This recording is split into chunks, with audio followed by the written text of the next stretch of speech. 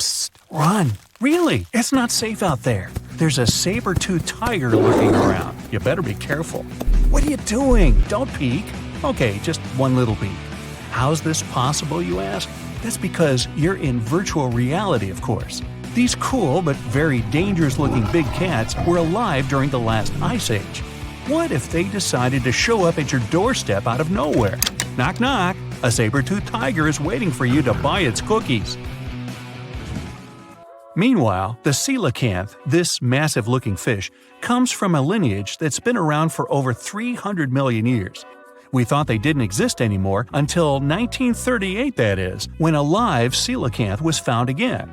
Since then, they've been roaming the waters of the east coast of Africa and the waters of Sulawesi, Indonesia. Man, I wouldn't want to go for a swim and meet one of these fellas face to face. Their jaw has an intercranial joint, which means their mouth opens up by a lot. This is so they can eat large prey, like me. Not good. They're huge, too. Imagine a fish that's as long as you're tall and weighing as much as an average human. The takahe, a flightless bird, was thought to be gone in the year 1898.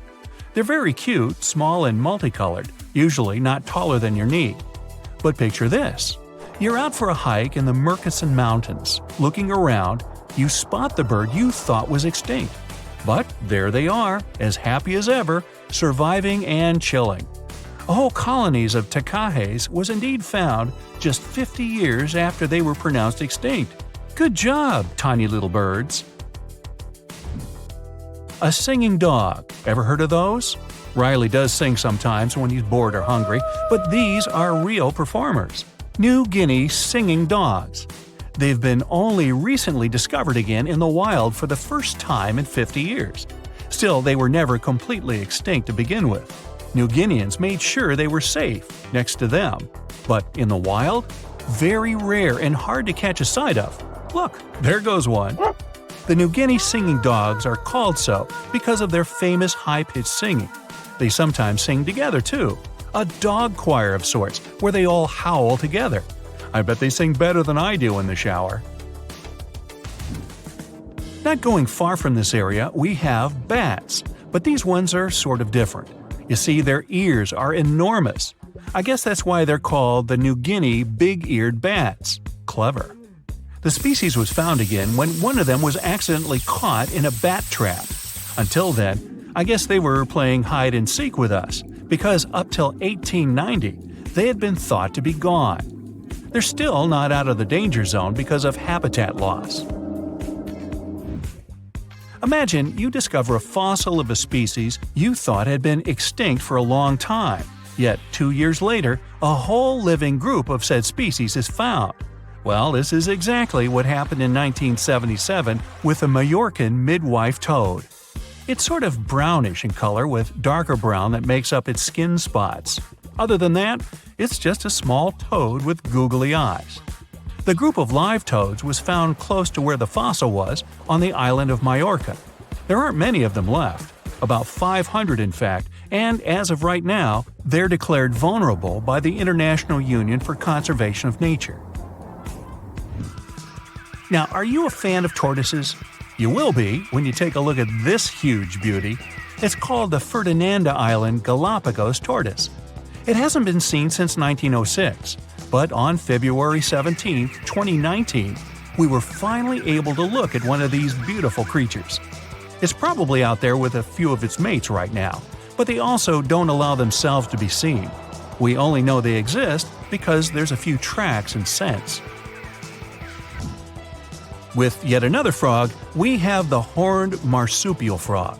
They're out and about in Ecuador, in the Chocó forest to be more specific. They're called this way because of their distinctive horns directly on top of their eyes. You know the pouch kangaroos use to carry their offspring? Well, the female horned marsupial frog also has that, except it's on the back, so it acts as sort of a backpack. They develop their embryos there, and when they're ready to come out, they hatch as complete infants, unlike regular frogs where they start out as tadpoles.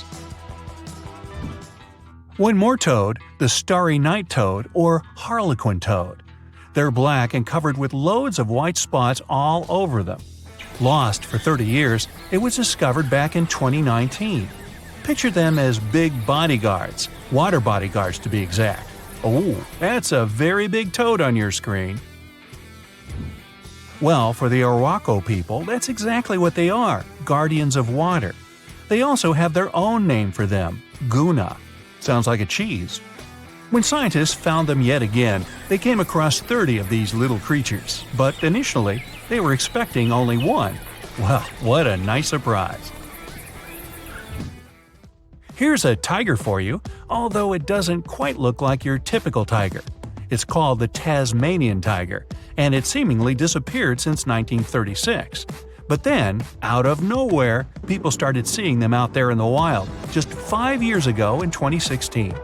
They sort of resemble dogs more than tigers, or a fox maybe. Just take a look at its muzzle. Maybe even a mix of both. Then, a few others started popping up too. And if you happen to think you're seeing one right in front of you, but you're not quite sure, check if they've got stripes on their back. They're definitely out there, but still technically marked as extinct by the IUCN. Okay, picture a horse that looks straight out of a movie scene. Tiny, gorgeous fur, very well behaved. It's tiny, but it's not a pony. It's a Caspian horse.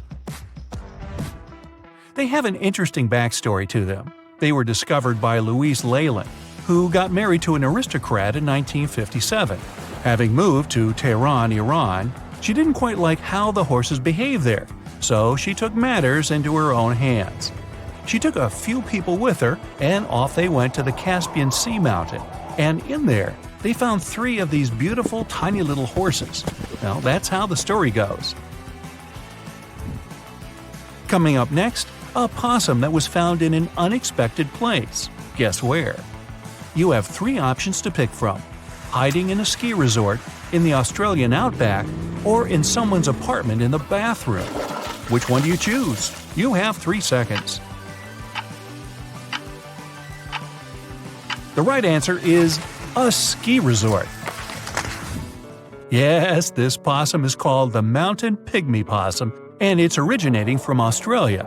So far, there are 3 different living populations of this tiny possum, but it was believed to be extinct until just 1966.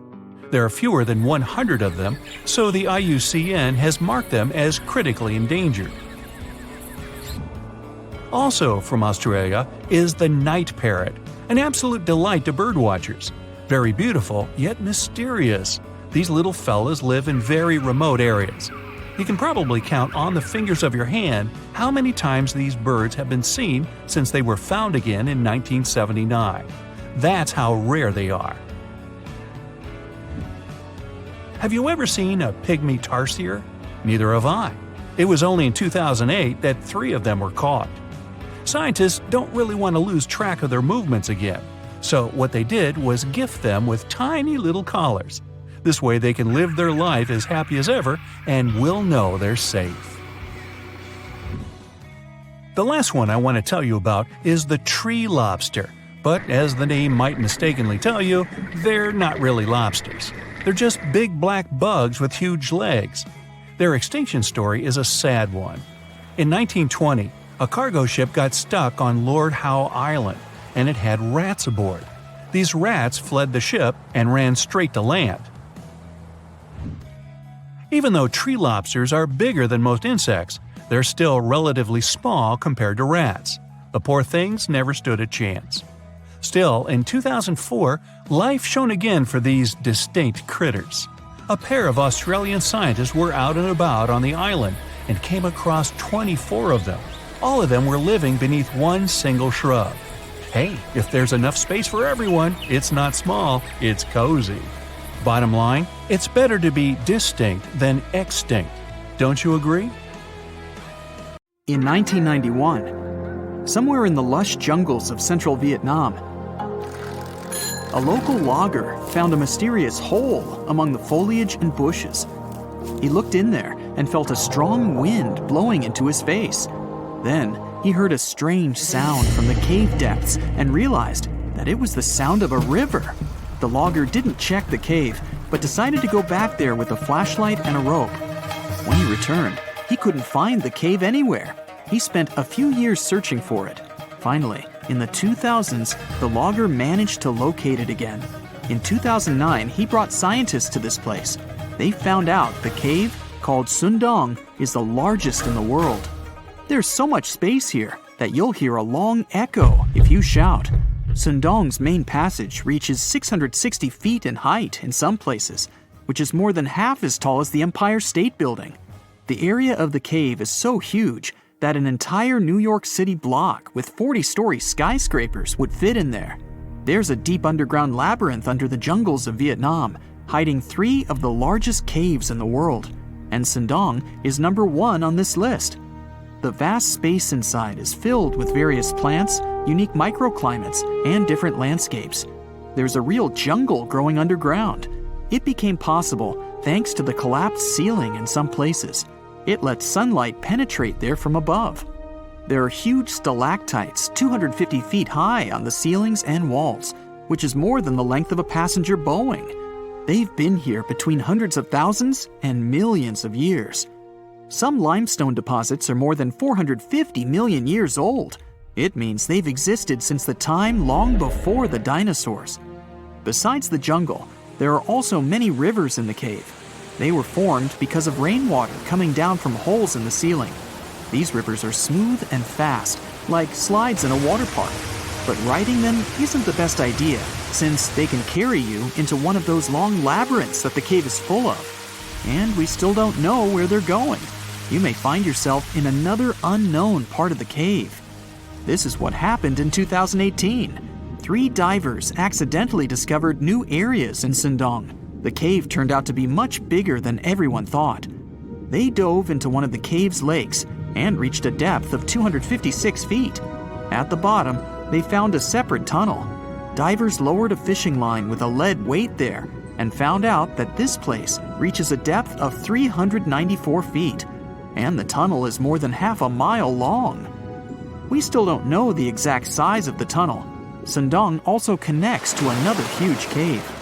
There are lots of things you can see in Sundong besides underground labyrinths and rivers. You can find spacious rooms with lakes, and you can walk for hours along dark mountain corridors.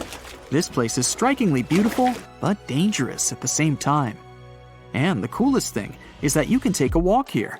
Since 2013, Sundong Cave has been open to tourists. It's not just an easy walk to take some selfies though. The expedition to the cave lasts for several days. For the first day and a half, you'll explore the 3rd largest cave in the world. And only after that, you'll reach Sundong. The path will take you through rivers, dense jungles, mountains, and rocks. You can meet many exotic birds, monkeys, and other animals. And according to many people, the way to the cave is even more impressive than the cave itself. When you reach your destination, you'll spend the next few days exploring Sundong. Together with other tourists, professional guides, and porters, you'll be sleeping in tents in different places in the cave every day. You'll see some stunning landscapes and, get ready for this, 400-million-year-old majestic fossils. There are also dark rooms with lakes that are good for swimming. Such adventurous expeditions become more popular every year. People who visited the cave call it the most amazing place they've ever seen. Another amazing cave is located in Indonesia, on the island of Flores. It's quite small, but holds amazing things inside. In 2003, a group of scientists discovered ancient artifacts here, including fossils of primitive tools, such as sharpened stones. Scientists realized that hundreds of thousands of years ago, this place was home to our distant ancestors. Then they found a very unusual female skeleton. That woman was only 3.5 feet tall. This is the height of the waistline of an average adult person. That woman had no problems with her spine or with the development of her bones, though. This and other skeletons found in the cave belong to some unknown human ancestors. Scientists called this species Homo floresiensis, or simply, Hobbit. The woman's weight was about 35 to 79 pounds. Analysis of the skull and bones showed she was about 30 years old. Hobbits probably lived on Earth between 190,000 and 50,000 years ago. There's a chance they met the ancestors of modern humans. The next cave is in Turkey. Imagine that you live in an old house and decide to make some repairs. You throw all the old stuff out of the rooms. The last place to sort out is your basement. You've hardly ever visited it and have no idea what's hidden there. But it's pretty spacious, so you decide to turn it into a room. You tear down the wall and discover the entrance to the cave. This is a tunnel that leads underground. You walk through the cave and see a real underground city. This happened in Turkey in 1963. One of the locals discovered a secret passage to a lost city in his basement. About 20,000 people could live there. There was enough space for livestock and food supplies. It's not just a maze of tunnels. There's a chapel, a school, stables, kitchens, walls, and other signs of civilization. The city was built in the Byzantine era, in the years 780 through 1180. It's not the only one down there and is connected to many underground tunnels and towns that stretch for several miles. Let's finish our journey in the strangest and most frightening cave. We're going to the southeast of Romania, near the Black Sea. Here, on a desolate wide plain, you can find a hole. This is a tunnel leading deep underground. The air inside the cave has high levels of hydrogen sulfide and carbon dioxide. Under normal conditions, the air we breathe contains around 20% oxygen, but it's only 10% here. You won't be able to breathe freely without an oxygen tank. The water and air here are poisoned. Almost no animals are able to live in such conditions, at least the ones we know about. And this cave is filled with 48 species of living organisms, 33 of which are new unknown species. Creeping things that live here can scare you, especially if you're afraid of bugs. Strange white snails and white spiders are crawling along the walls. An unknown species of leeches and transparent shrimp are swimming in the water. White millipedes with huge mustaches are creeping on the ground. Here you can also meet an unknown kind of scorpion with a transparent white body that doesn't look like any other kind of scorpion. Nothing here looks like ordinary animals at all. All creatures in the cave are white or transparent. They don't have eyes, but they have long paws and antennae whiskers that help to navigate in space. Plants can't live here without sunlight and clean air. This means that oxygen isn't produced in this place. So how do these creatures manage to survive? The answer is in the water. The surface of the lake and puddles here is covered with strangely moving foam. This substance is a living organism. It consists of 1 billion bacteria called autotrophs. Ordinary plants absorb carbon dioxide and use photosynthesis to produce oxygen. This cave is filled with carbon dioxide. Autotrophs absorb it and secrete tiny food particles. Bacteria feed on these particles. Larger organisms then feed on those bacteria, and so on. In the end, there's enough food for everyone. This process is called chemosynthesis. It's like photosynthesis, but uses water instead of sunlight in its chemical reactions. In this cave, evolution has created a completely unique biological system, separate from the rest of the world. You decided to go scuba diving for the first time. The water is clear and the sun is shining on the seabed. You take a few selfies and the fish swimming by when suddenly, the ocean goes pitch black. You look up and, oh my, what is that gigantic animal? It's definitely not a shark, not a whale. Is it a turtle? Yup, but fear not, it's not gonna hurt you.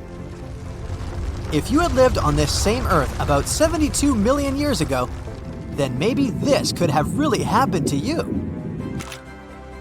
Scientists have recently found the fossils of a gigantic marine turtle that could have grown as big as 12 feet.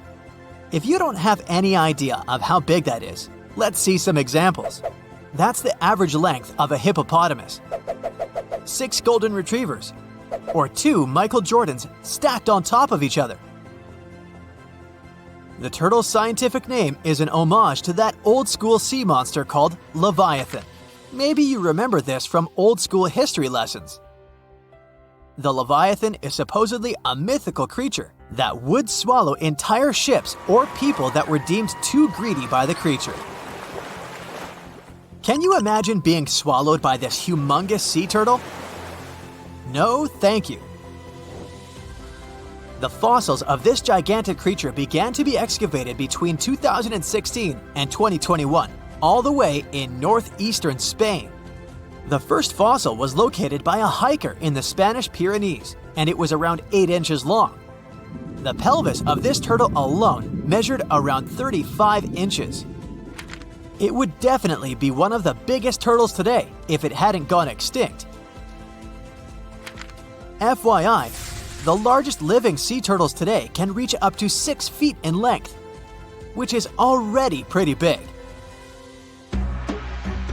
Now, how about a gigantic prehistoric scorpion? I bet most people here are not huge fans of these creatures, especially since they're poisonous, which is why the thought of a 9-foot-long aquatic scorpion might be the stuff of nightmares. Let's just say that if they hadn't gone extinct some 400 million years ago, lakes and rivers would be much more dangerous places for humans today. These gigantic insects were considered to be apex predators in their time, hunting everything from fish to other animals, even of their own kind. Yikes! I got goosebumps just imagining these creatures. Should we thank the asteroid that hit our planet now or later on in this video? Another prehistoric animal that would shock humans if it were still alive is the so-called Megatherium, a gigantic sloth. This huge sloth is believed to have grown up to 20 feet long, and its weight could be up to 8,000 pounds. It was found in the woodlands and grasslands of South America. The creature used to stand on its 2 feet in order to reach leaves on high branches. These giant sloths had huge claws. They helped them climb trees. I gotta say, I feel uncomfortable imagining these elephant-sized sloths climbing trees. Oh, of course, some dinosaurs will make our super-sized creatures list. But before that, here's a fun fact. Did you know some dinosaurs are still alive today? Scientists have proven that birds are classified as theropod dinosaurs. Such infamous creatures as the T-Rex and Velociraptor belonged to this group. I'm sure you've heard these names even before you watched Jurassic Park. The Velociraptor is that scary dino that breaks into the kitchen. Well, they evolved, gained some feathers, and turned into various species of birds we know today. That means that any bird from chickens to those little blue ones is a direct descendant of dinosaurs. Now, does the name Spinosaurus ring a bell? You can see this huge dinosaur in some museums today. Its fossils, I mean. The Spinosaurus was one of the biggest land predators to walk Earth. Actually, to walk its land and water, since scientists believe that this dino was semi-aquatic. It fed mostly on meat, which means humans would be its natural prey if it lived today. This meat-eating dino lived around 90 to 100 million years ago. It was about 60 feet long, 12 feet high, and weighed up to 22 tons. Its head was around the size of 8 bowling balls and was shaped like a crocodile's face. Basically, the Spinosaurus was a big African elephant with the face of a crocodile. Just kidding. But that would look funny though, wouldn't it? A much more attractive dino was this guy. It's considered to be the largest dinosaur that has ever lived on our planet. What made it so big was its extremely long neck and very long tail. You wouldn't want to stand behind this creature, believe me. If it decided to swish its tail, you'd get catapulted very far away. This creature lived around 100 million years ago, and its fossils were first found in Argentina around 2012. The dino measured 120 feet from head to tail, which made it almost as big as an American football field in width. And have I mentioned it weighed almost as much as a space shuttle? A staggering 75 tons. If it had been a carnivore, it would have probably been the greatest predator. But this big guy was a peaceful herbivore that had such a long neck that it could eat leaves from high trees. Cute, right? We must also talk about the Shastasaurus. As the name suggests, this animal is popularly known as the Mount Shasta lizard. even though it was a marine reptile and probably never set foot on the mountain itself. This dino was usually around 23 feet long, but there was a specific strand of this species that could get as big as 69 feet long, about the size of the great blue whale. This made it the biggest marine reptile to have ever lived. A fun fact about the Shastasaurus is that scientists believe it didn't even have teeth, which means it could only feed on soft-bodied prey, such as squid, for example. The next animal on our list is the blue whale. Believe it or not, the biggest living animal on Earth actually started small. These days, the average mature blue whale can reach up to 100 feet in length and weigh up to 200 tons. That's more or less the weight of 40 elephants put together, or 30 Tyrannosaurus rexes, or 2,670 average-sized people. Blue whales have to eat up to 50 million calories per day to support that body. That's the equivalent of 30,000 Big Macs, just FYI. But blue whales weren't always this big.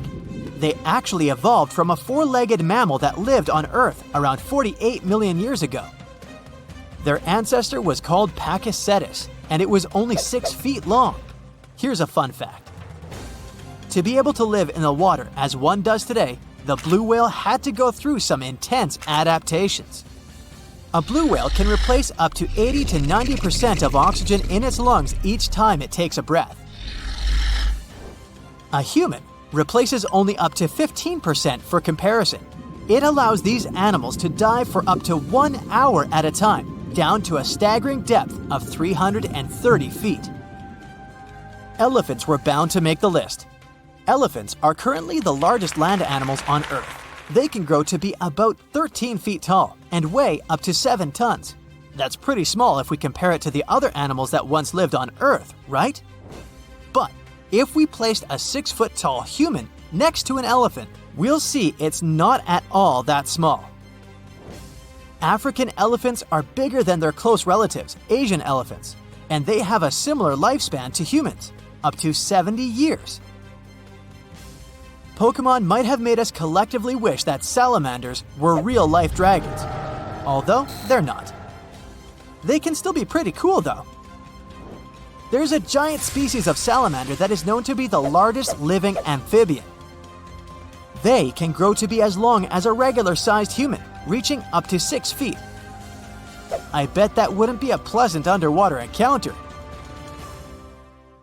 47-year-old Kenny Veach told his family he was going hiking for 2 days. His destination? The Mojave Desert. The man wanted to revisit a cave he had discovered during one of his previous hikes. But that was the last time anyone had seen Kenny Veach. A helicopter and over 30 search and rescue teams came back empty. The hiker was nowhere to be found. Was the mysterious M cave behind his disappearance? The oddest thing about Kenny's case is the fact that he was a seasoned hiker. He often went on solo trips to explore deserts in California and Nevada. The man was an ultralight hiker. That meant he brought only the most basic of supplies: water, food, and a tent. That's all. But this was enough for several days of camping in the desert. Kenny would rarely bring a GPS device with him. He didn't even bother to pack a compass or a map. Some would call him reckless, but he managed to get back home every single time. Kenny wasn't shy either. He had a YouTube channel where he regularly posted his adventures.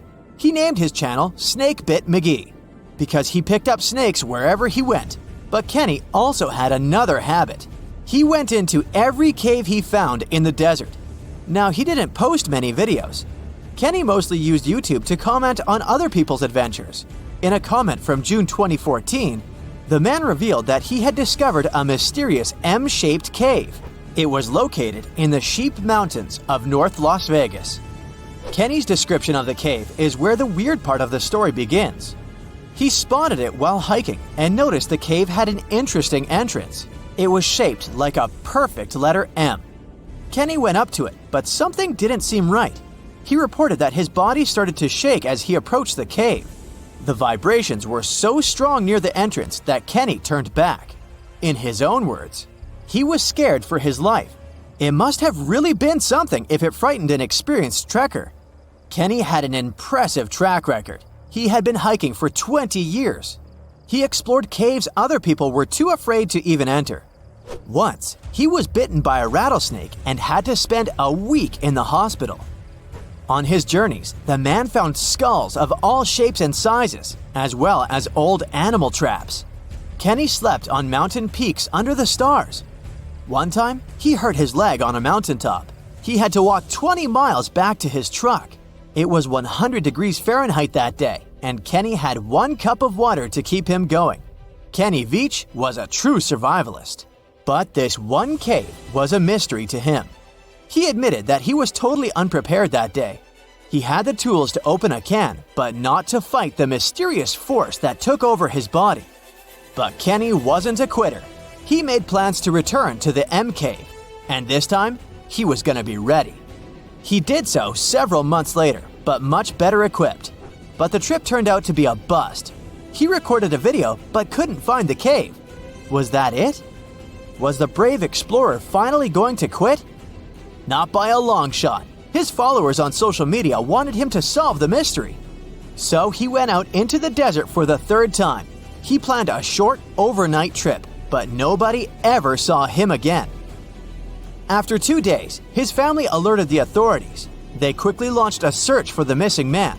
Now we come to the weird part. In one of his videos, Kenny stood in front of an abandoned mine shaft. This is where he briefed the viewers on the mission. Rescue teams reached this point and found Kenny's phone.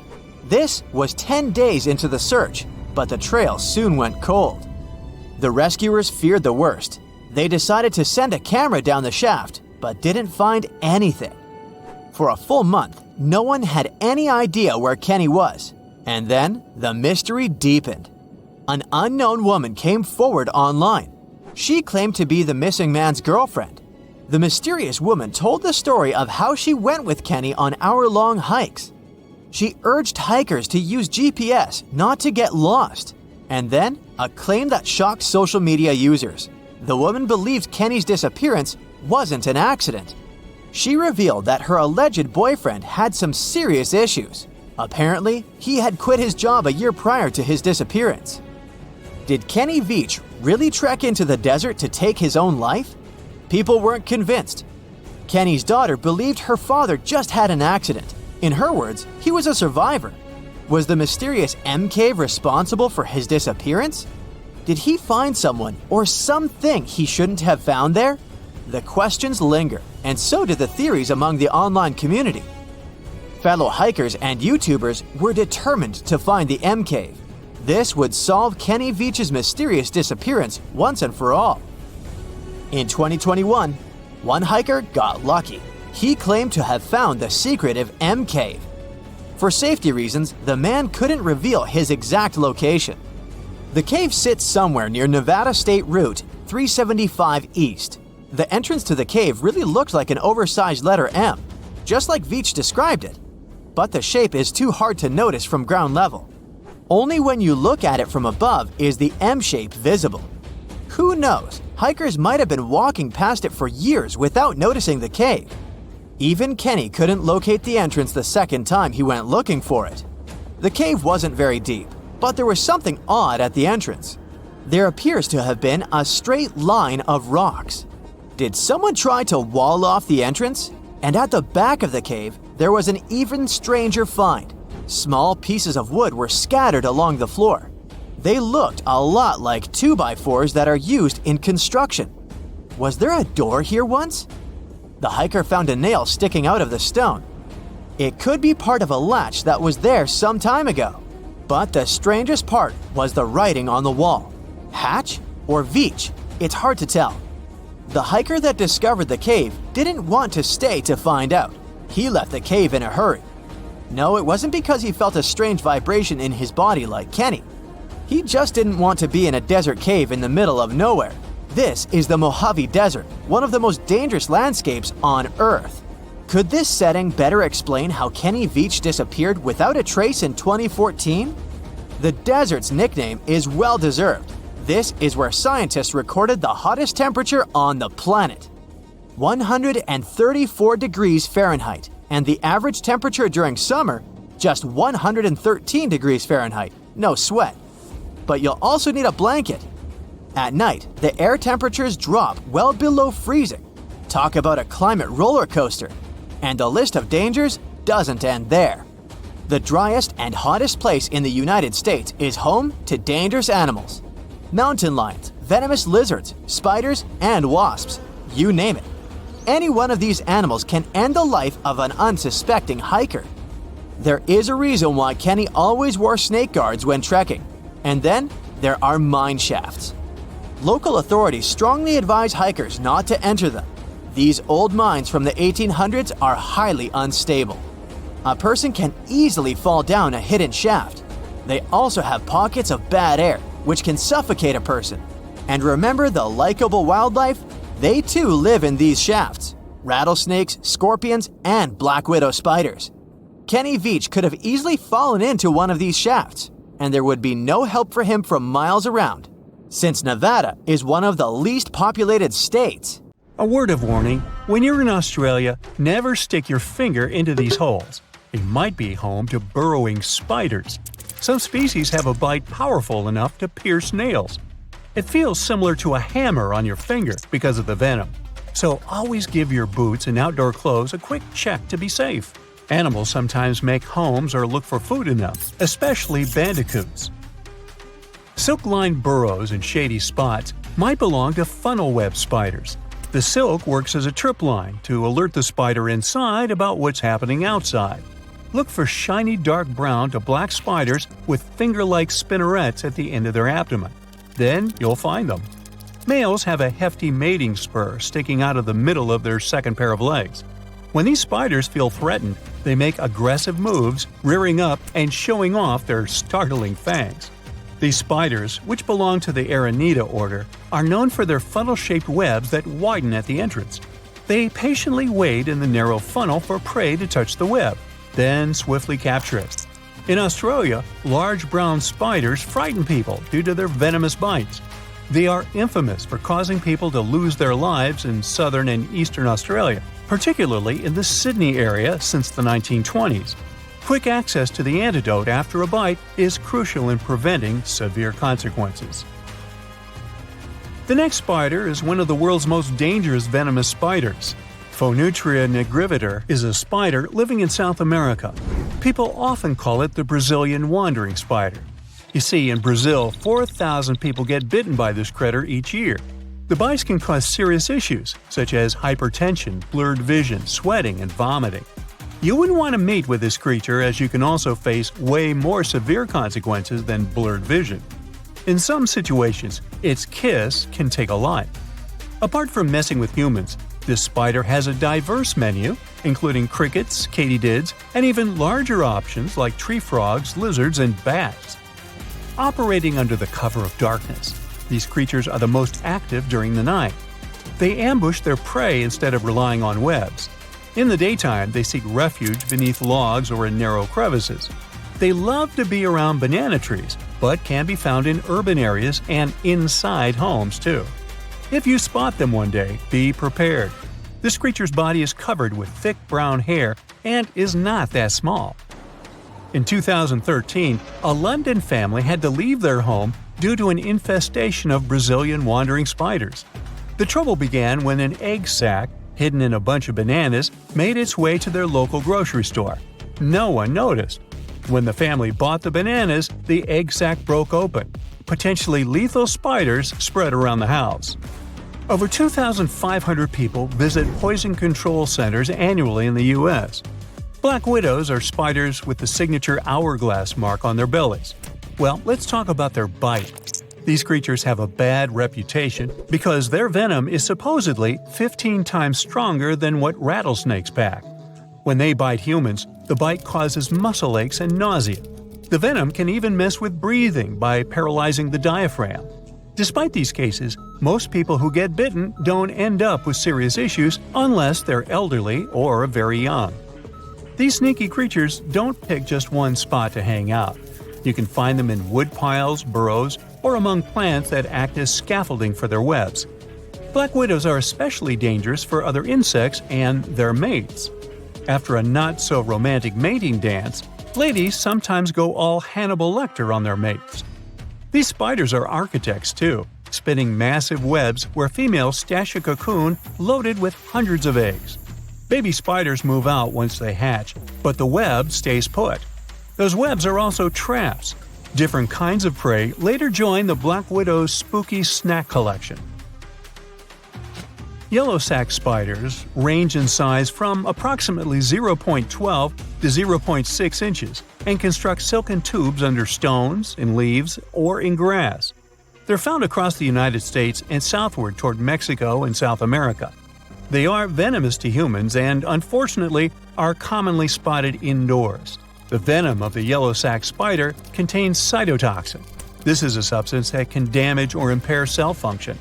Reactions like redness and swelling at the bite site are common. Yellow sac spiders are not known for their calm nature either. For instance, a female yellow sac spider may bite when protecting her eggs. These spiders usually come in different light colors. They can be a hassle for people in more than one way. Your car can be in danger too. On rare occasions, they may even set up nests in car engines. Moving on to wolf spiders. They're part of a large and widespread group found worldwide. They're named this way for their wolf-like hunting behavior of chasing and pouncing on prey. Around 125 species exist in North America, and approximately 50 live in Europe. These spiders are typically dark brown, with long, broad, hairy bodies and sturdy elongated legs. Like me. Just kidding. They're super speedy. While they usually create silk-lined tubular nests in the ground, some may conceal the entrance with debris. Others build turret-like structures. A few species also spin webs. Wolf spiders may bite in self-defense. They are venomous, but their bites are not considered dangerous. Some people who are allergic to spider bites may experience nausea, dizziness, and an elevated heart rate. The bite of the spider's large fangs is similar to a bee sting, so it can cause a physical wound at the bite site, and the venom may cause itchiness. The combination of their powerful bite, rapid movements, and startling appearance can be quite unsettling. Beware of the redback spider, a close relative of the notorious black widow. It used to live in Australia, yet it has managed to spread its web across New Zealand, Belgium, and Japan through grape exports.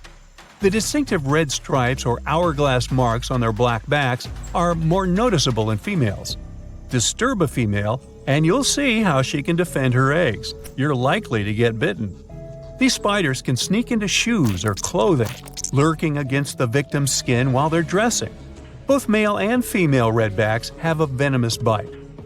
Their venom is a cocktail of neurotoxins.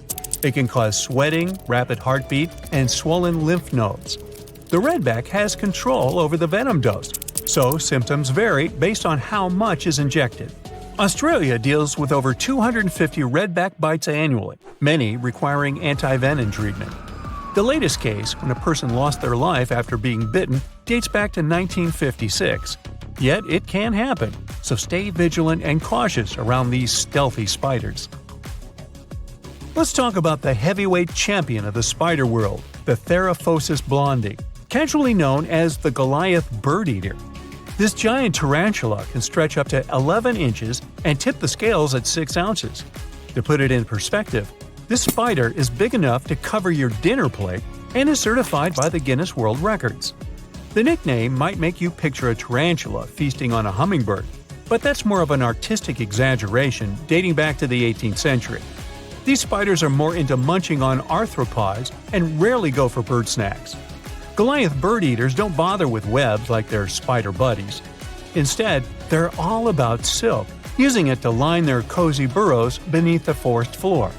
The spider itself looks dangerous, but its bite almost never requires a doctor's visit. It feels more like a wasp sting. Goliath bird eaters are the biggest spidey on Earth. On the other side of the spectrum, we have this guy from Colombia. They are among the tiniest spider species. Grown-up males of this species are 0.015 inches long, tinier than your average pinhead. Females are usually a bit larger. Well, that was creepy, wasn't it? Australia used to have its own giants. Those were huge animals that could have dwarfed anything living on this continent these days. Scientists found the remains of many of those ancient creatures in the Narracuta Caves in South Australia, 4 hours away from Adelaide. It's a lovely region, but it can be treacherous. Watch out for holes the ground is pocked with. Known as pitfall traps, many of them are no wider than a coffee table. They're deep and plunge into the darkest of caverns. One of such caverns is called Victoria Fossil Cave, and it's a treasury that's been hiding the bones of around 45,000 animals for centuries. Some of the oldest bones belong to creatures far more terrifying than any animal you can encounter today. Those were the ancient Australian megafauna, huge beasts that roamed the continent during the Pleistocene epoch. During those, there were giant snakes, huge flightless birds, wombat-like creatures the size of a rhinoceros, and many others. One of the largest examples of the Australian megafauna scientists have discovered so far is the Diprotodon. That giant herbivorous creature was 10 feet long and 6.5 feet tall, and weighed more than 6,000 pounds, about as much as a small Asian elephant. Even though this terrifying beast didn't eat meat, it could have smashed other animals with its sheer weight. Scientists have found the remains of hundreds of such creatures all over Australia, so it's safe to say that no other animal from that time or in that location was larger than this giant. Despite its creepy appearance, the Diprotodon was a relative to the modern-day wombat, and those are known to sometimes pounce humans. The Diprotodon had toes that pointed inward and were well suited for digging burrows. On the other hand, Diprotodon was a giant, and it was unlikely that it used to do so. It was likely a trait it had inherited from its smaller burrowing ancestors, or it could have used its claws to search for roots. This theory is supported by the fact that the animal's pouch was facing backward. It prevented any dirt from collecting inside while the creature was digging. Since this animal was so big, it didn't have to worry much about predators. Up until 60,000 years ago, when the first humans appeared on the continent, full-grown Diprotodons only had to look out for creatures like the quincana. Measuring in at a whopping 20 feet long, the quincana was a land crocodile. It lived in Australia from around 20 million to 40,000 years ago. It disappeared along with most other mega creatures of the last ice age. It's thought to be the result of the first humans coming to the continent. Even though the quincana was extremely fast and dangerous, it was possible that this creature got outcompeted by human hunters who took all available prey. Unlike modern crocodiles that are mainly aquatic, that mighty beast was a land dweller. Scientists figured it out by studying the quincana's legs. They were able to support and carry the body clear off the ground. It means there was no escape for ancient people once the quincana spotted them. Modern crocodiles can only push themselves along on their bellies. Such an adaptation allowed the quincana to chase its prey for long periods of time, exhausting it in the process. Another creepy feature of this ancient monster was its teeth. Aquatic crocs have conical teeth. Those are great for gripping and holding on to prey underwater. But quincana had knife-like teeth, ideal for slicing soft-bodied animals like, mammals. Another Australian monster, Thylacoleo, wasn't all that large, but it didn't make it any less terrifying. It was still among the top predators and the biggest carnivorous animals in Australia. This creature was a true oddity of nature, even by prehistoric standards. First, its teeth resembled not those of a regular predator, but those of a rodent. Its front incisors were enlarged, taking the place of canines. Premolars were also shaped like blades. They were used for cutting flesh and bone.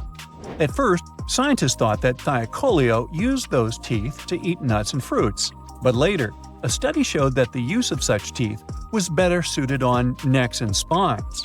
The jaws of this ancient creature were immensely powerful. A 220-pound Thylacoleo had a bite force similar to that of a present-day 550-pound lion. It means that the animal could easily bring down prey much larger than itself. Then there was Thylacoleo's tail. It had strong muscles which provided the animal with the ability to use the tail as support when tackling large prey. The Thylacoleo had retractable claws, and this feature is very uncommon among marsupials. It allowed the animal to keep its razor-sharp hooks from getting blunt and could help it get a better grip on its prey. Scientists are quite sure that, like today's leopards, the Thylacoleo could climb trees and jump on other animals from above. It was done so fast and stealthily, they never knew what hit them. The creature's rear feet support this theory. The first toe there was reduced, but the foot had a rough pad like what modern-day possums have. It allowed them to have a better grip while climbing. Right after scientists found the first skull of the Meliolania, this animal was classified as a lizard. That's why its name translates to small groomer. But after they discovered more complete fossils, it turned out that the Meliolania was a giant turtle. But that's not all. It was one of the largest land turtles to ever have existed. The main reason researchers initially believed the creature to be a lizard was the fact that its skull was adorned with a series of spikes. It's something the modern-day horned lizard can boast. But even after discovering the true nature of the Meliolania, scientists still don't know how to properly catalog it. It might have been a creature that folded its neck under its spine, or it could have folded it to the side.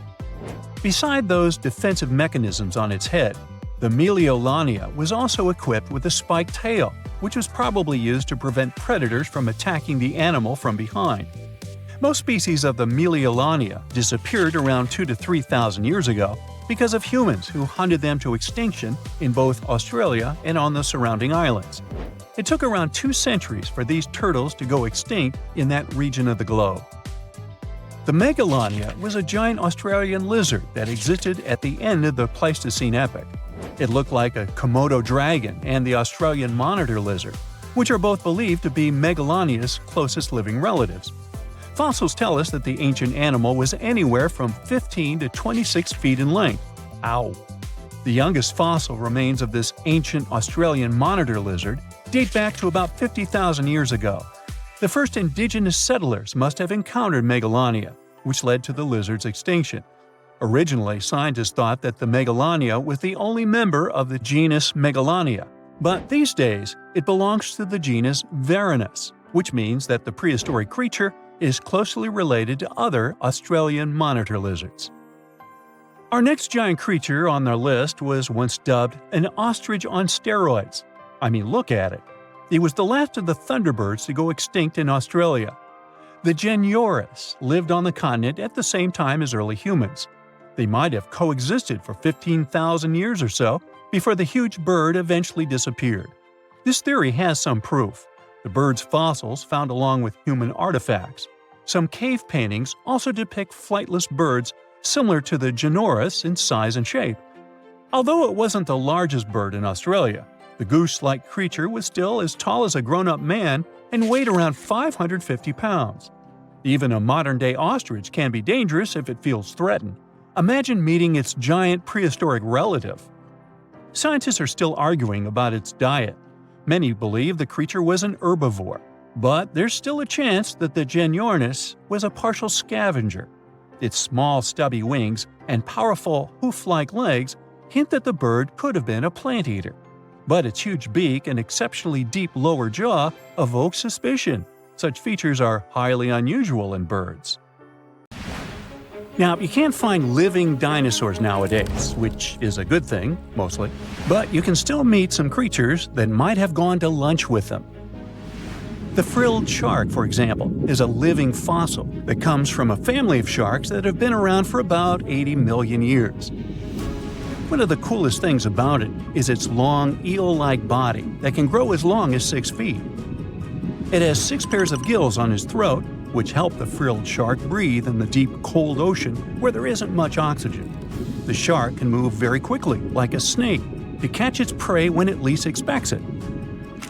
Little frilled sharks take an exceptionally long time to grow, up to 3.5 years, which is one of the longest times for any animal with a backbone. The Chinese giant salamander is another living fossil that can tell you what was going on Earth around 170 million years ago.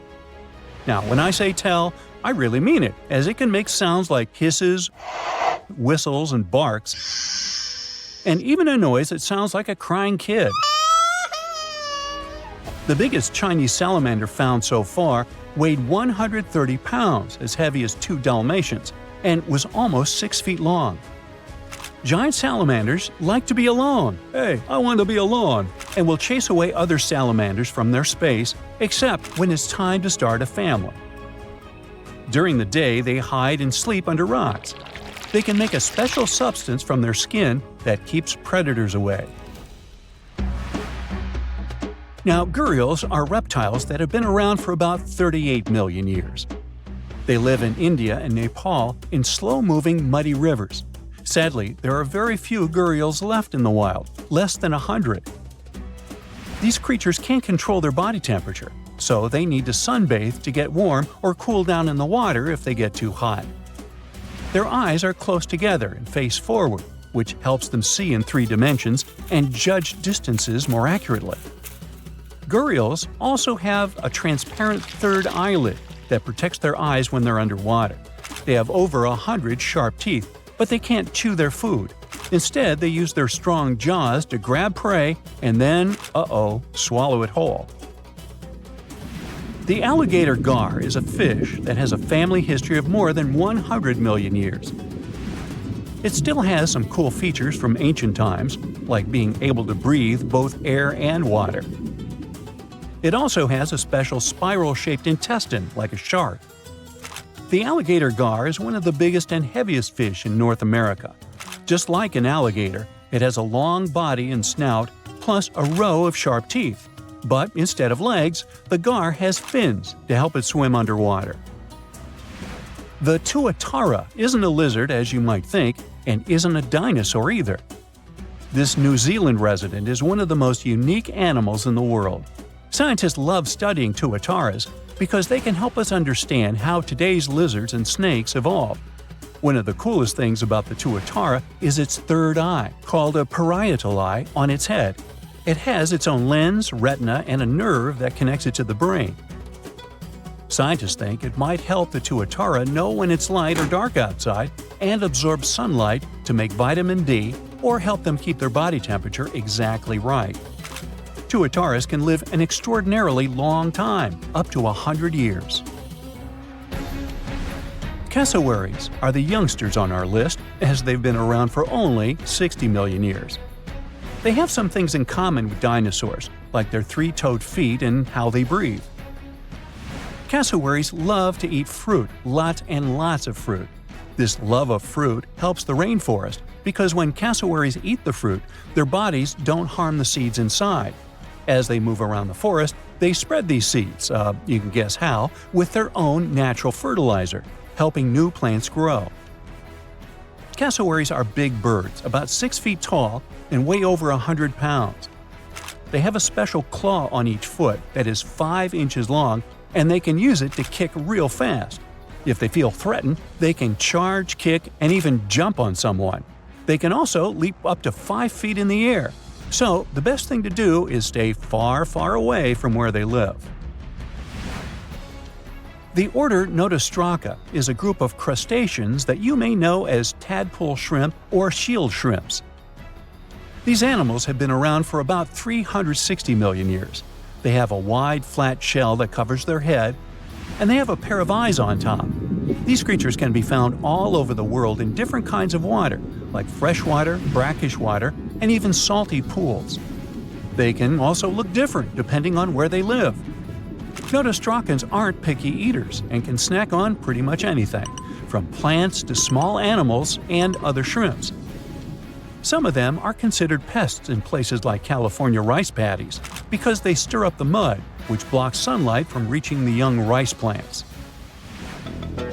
Sturgeons are some of the largest fish species on the planet. They live only in the cool waters of the northern hemisphere and never travel below the equator.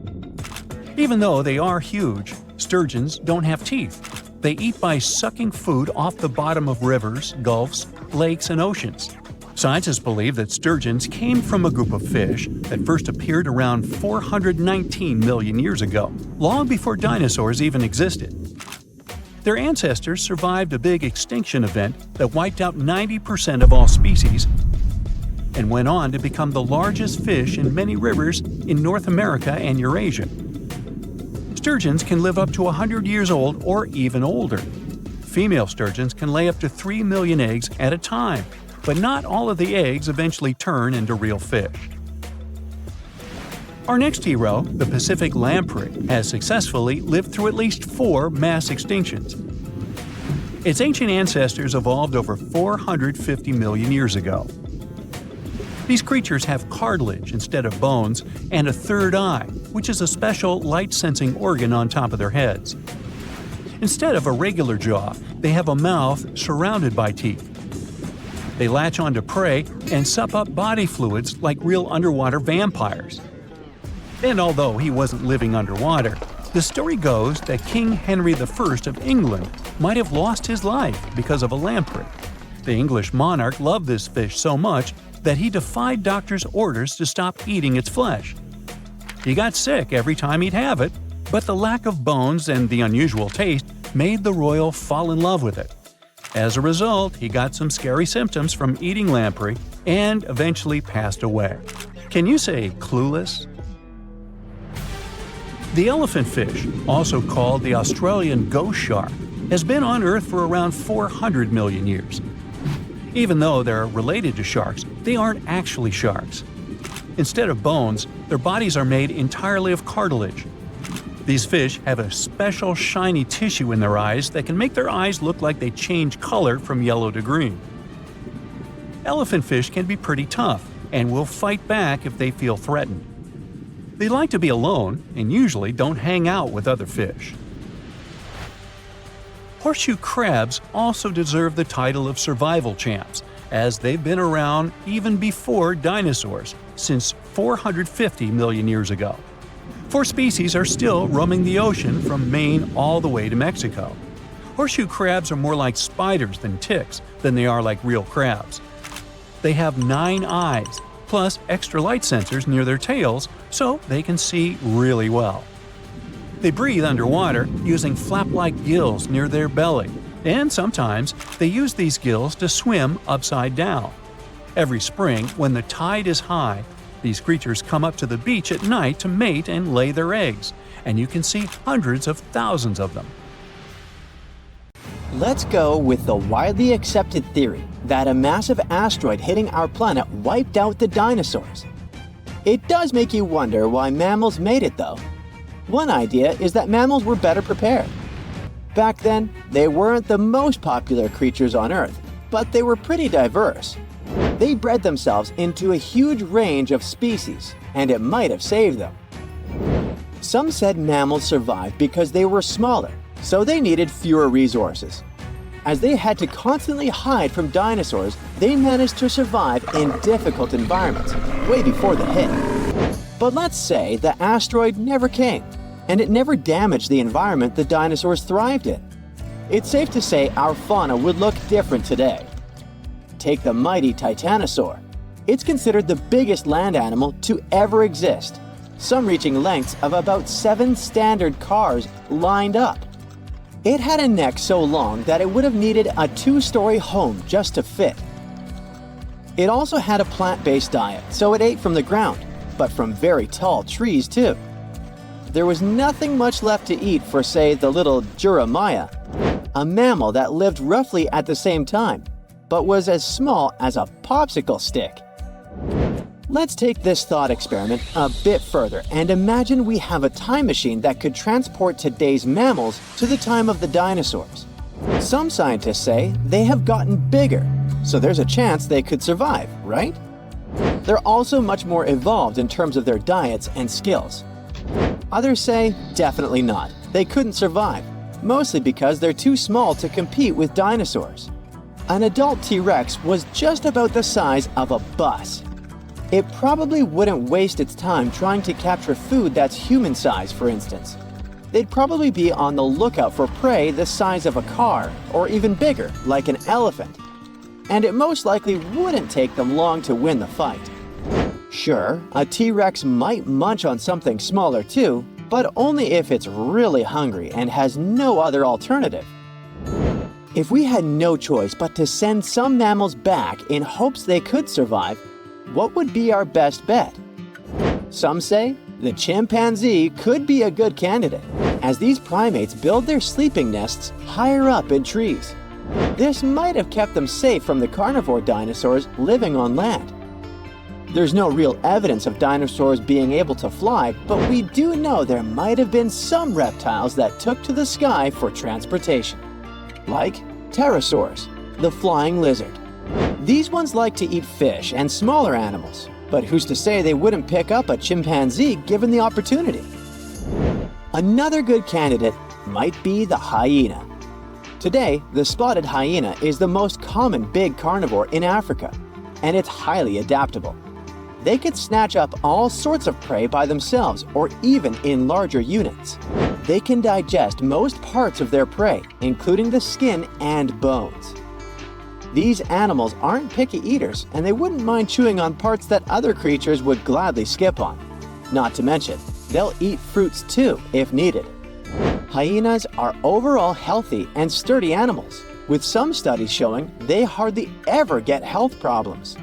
But like any other animal on this planet, the hyenas also have their weaknesses.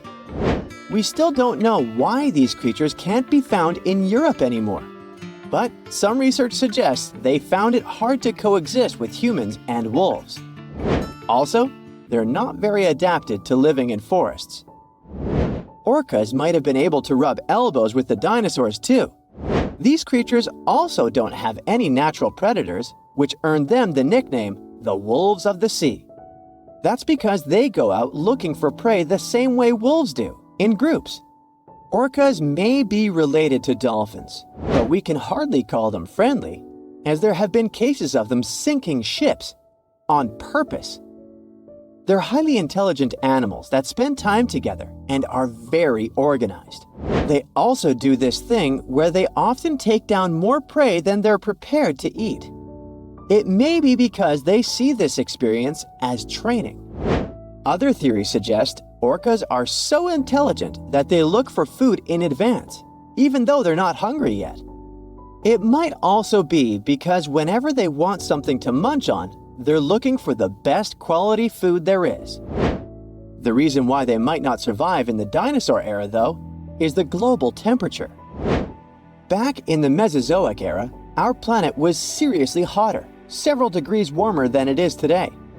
Orcas prefer living in colder waters, but you'll find them in all oceans and most seas. Ostriches are the no-brainer answer. Look at them. They're practically dinosaurs. They even have a long-lost dino cousin that lived in the Cretaceous era, called the Struthiomimus. Its name translates to ostrich-like because of its similar powerful and speedy legs, agility, and even feathers. On the downside, they might not be able to take down larger dinosaurs. The vegetation back in the Mesozoic era would have been different too. Conifers used to dominate land, and ostriches are known to be pretty picky eaters, so they might have had a difficult time finding food back then. There are plenty of reasons to send felines through that time machine too. In the Jurassic period, for example, there were plenty of slow-moving prey to eat and tons of hiding spots in the thick bushes. Felines are sneaky animals, have precise vision, and are extremely good at climbing. Some pack a punch for their size, making them fierce fighters. Lions are good contenders because of their speed and teamwork. They might be able to take down some decent-sized dinosaurs, like the Europasaurus, when working together.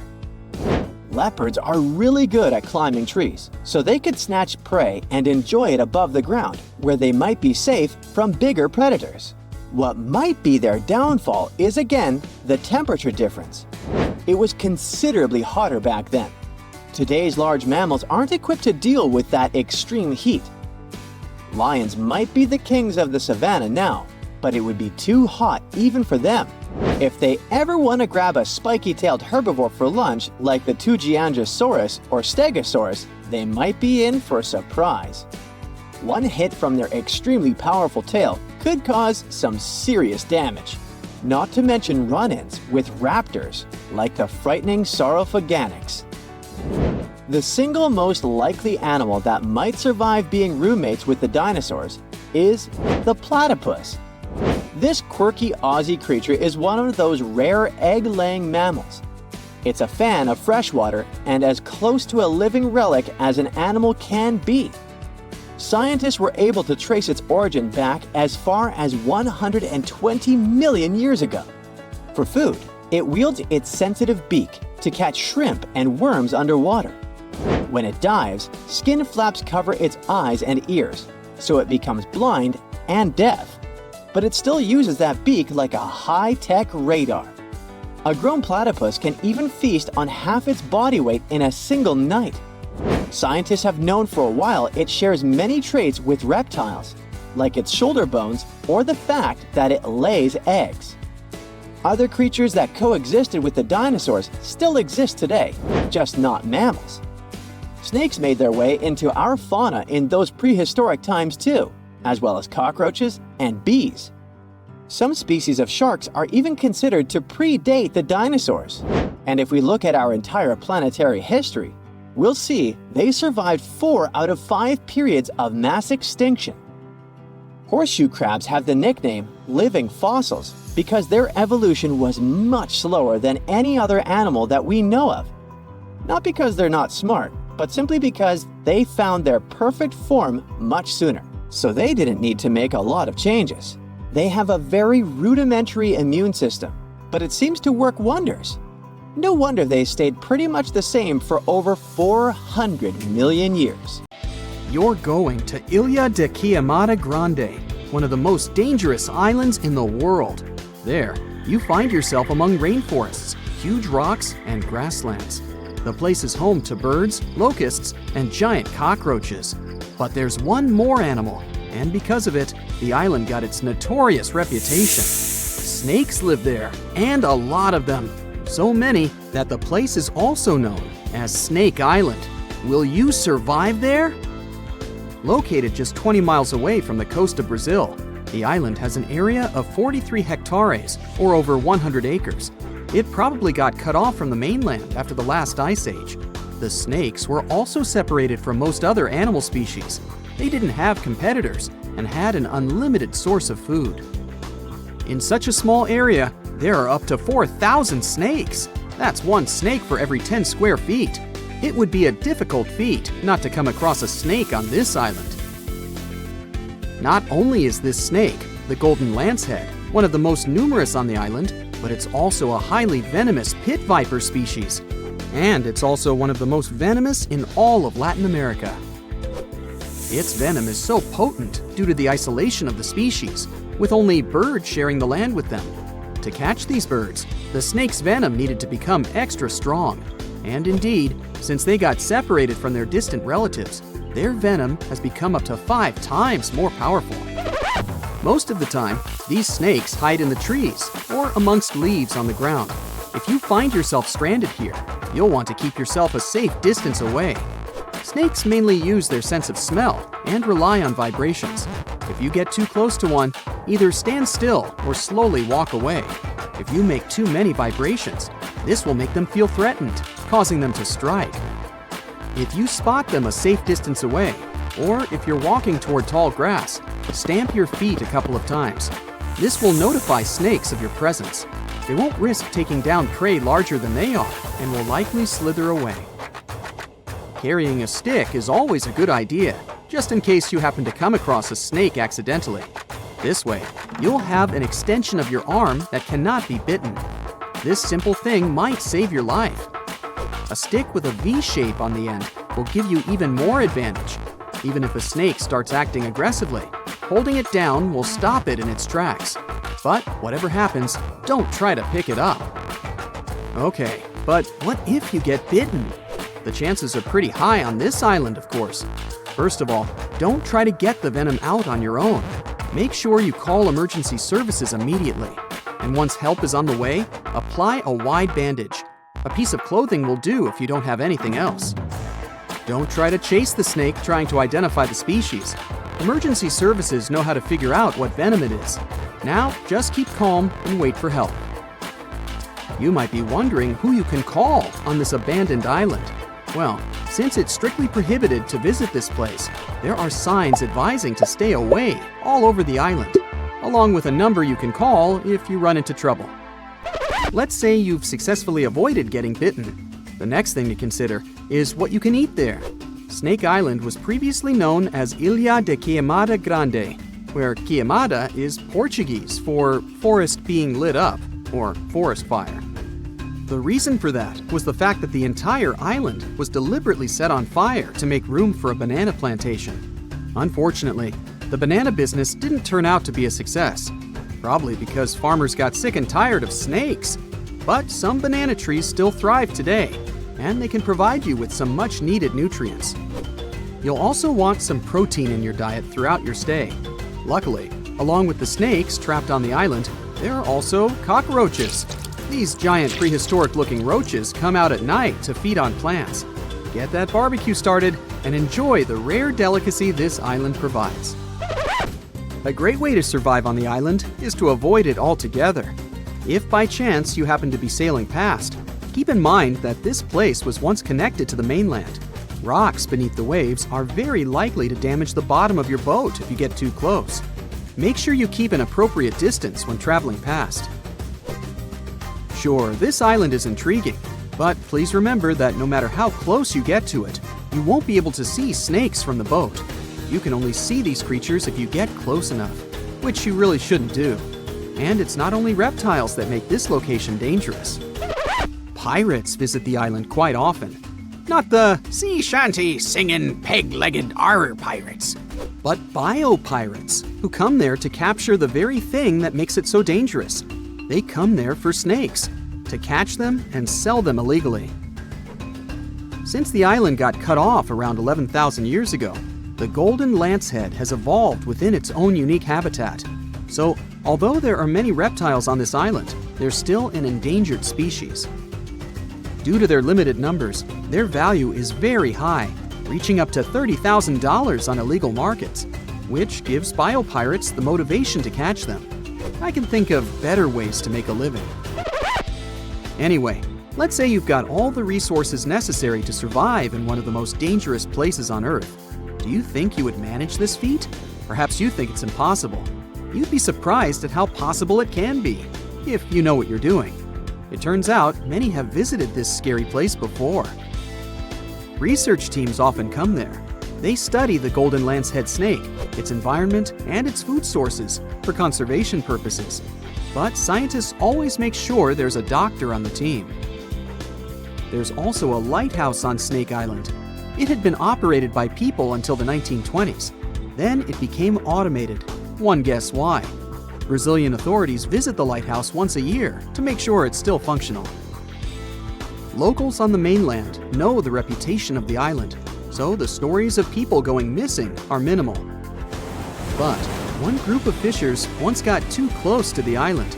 As they were sailing along their normal route, they accidentally neared the shore. Their boat hit a rock under the waves and began filling with water. As the boat was quickly sinking, the men had only two options: to try to survive in the rough sea or swim to the shores of Snake Island. It was a hard choice to make. After all, they had heard the stories, and it wasn't just about snakes. Rumor had it that the island was cursed.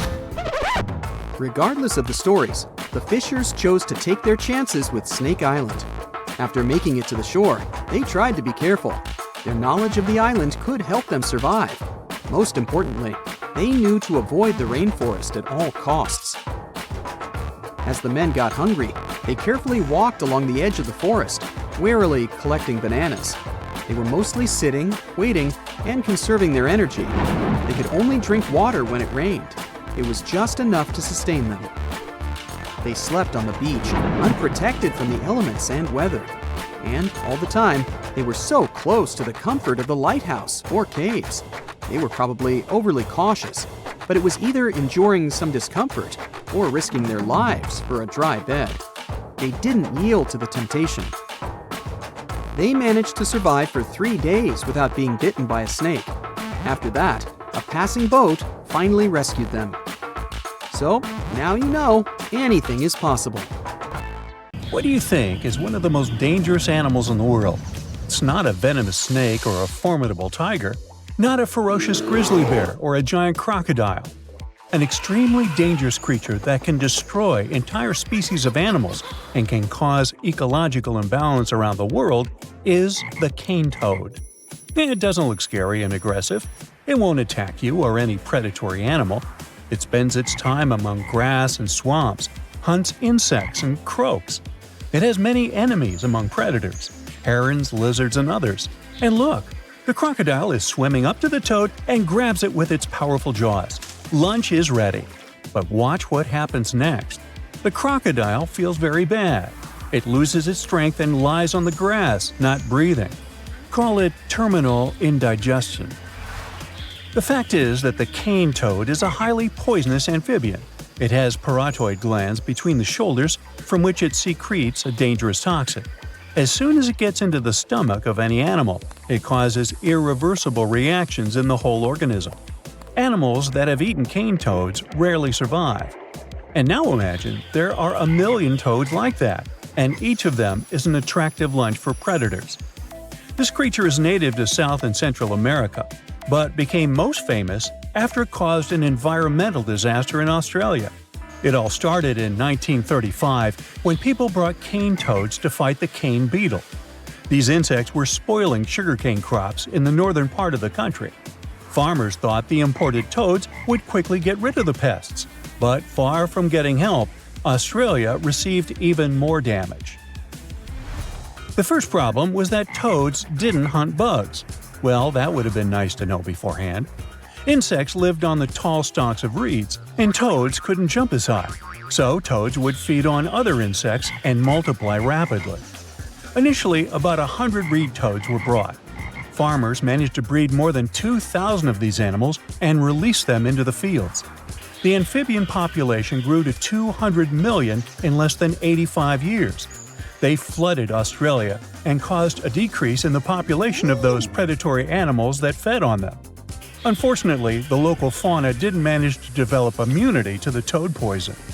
The invasive toads would wander all over the northern part of the continent, spreading at a speed of 30 miles per hour and causing damage to all the biological environments they came across.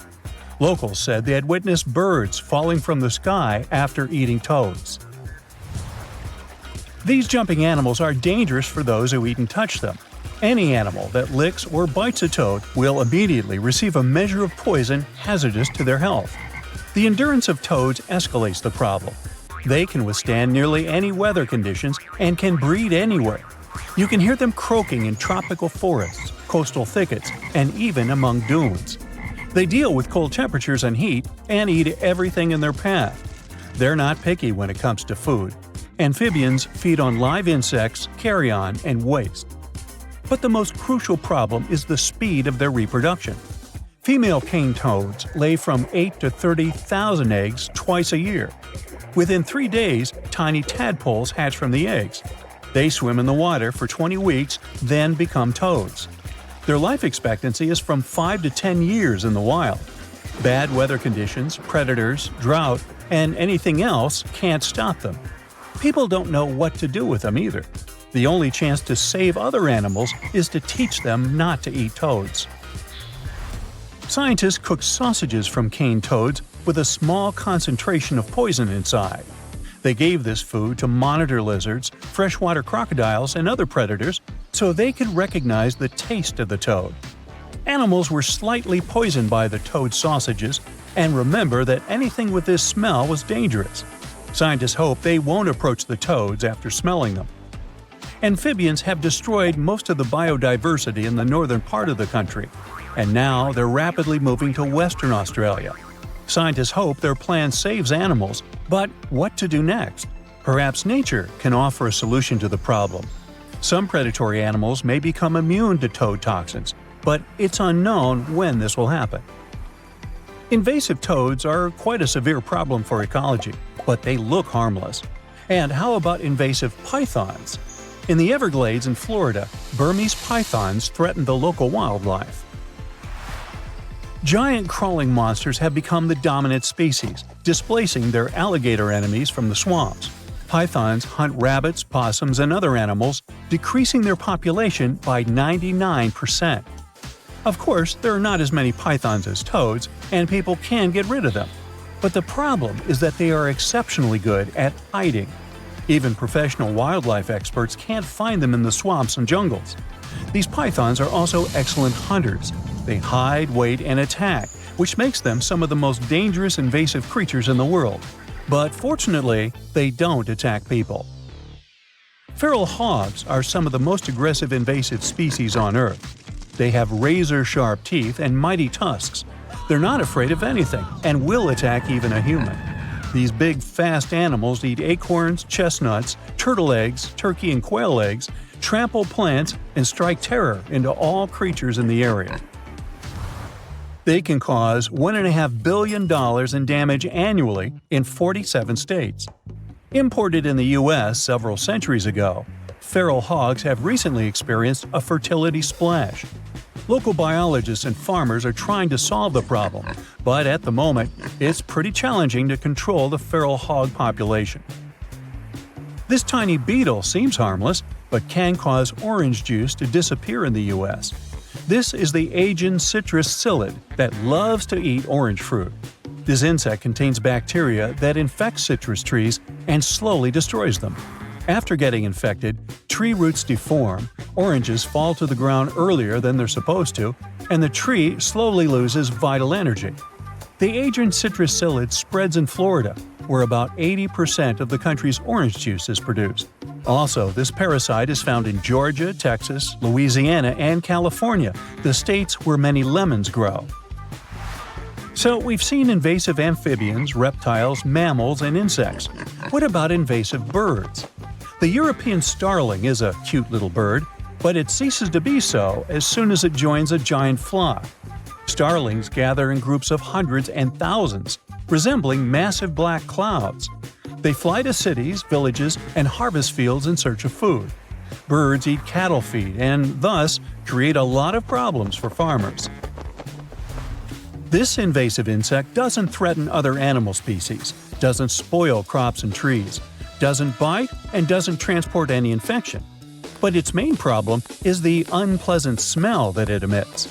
There are so many brown, mammated stink bugs in the U.S. that, most likely, some of them live in your house. If you've ever seen it, you probably remember that stinky smell. Thanks to this fragrance, stink bugs have almost no enemies, at least in America. But in China, their populations are controlled by wasps that use the back of bugs to lay eggs. There are no such wasps in the States, so stink bugs breed freely here. Now, let's talk about one of the most invasive plants in the world. This is giant hogweed. It secretes a poison that is activated when exposed to sunlight. The toxin can burn skin and destroy trees and plants growing around giant hogweed. From the outside, it may seem like a beautiful plant. It has a tall 15-foot stem with a beautiful white flower. But this plant gets rid of other vegetation around it. Giant hogweed releases its seeds, and a light breeze spreads them for miles. When new plants grow, they destroy any other plants living nearby. The problem is that giant hogweed has no enemies. Insect pests can't eat it because of its poison. Animals also avoid it. Well, maybe nature will create some bugs that will eat its leaves and thus restore the balance. In 2016, two researchers were trekking through the forests of Arunachal Pradesh, India, when they literally stumbled upon this camouflaged beauty hidden in the leaves. A local man pointed out the snake, and they quickly realized it wasn't just any average viper.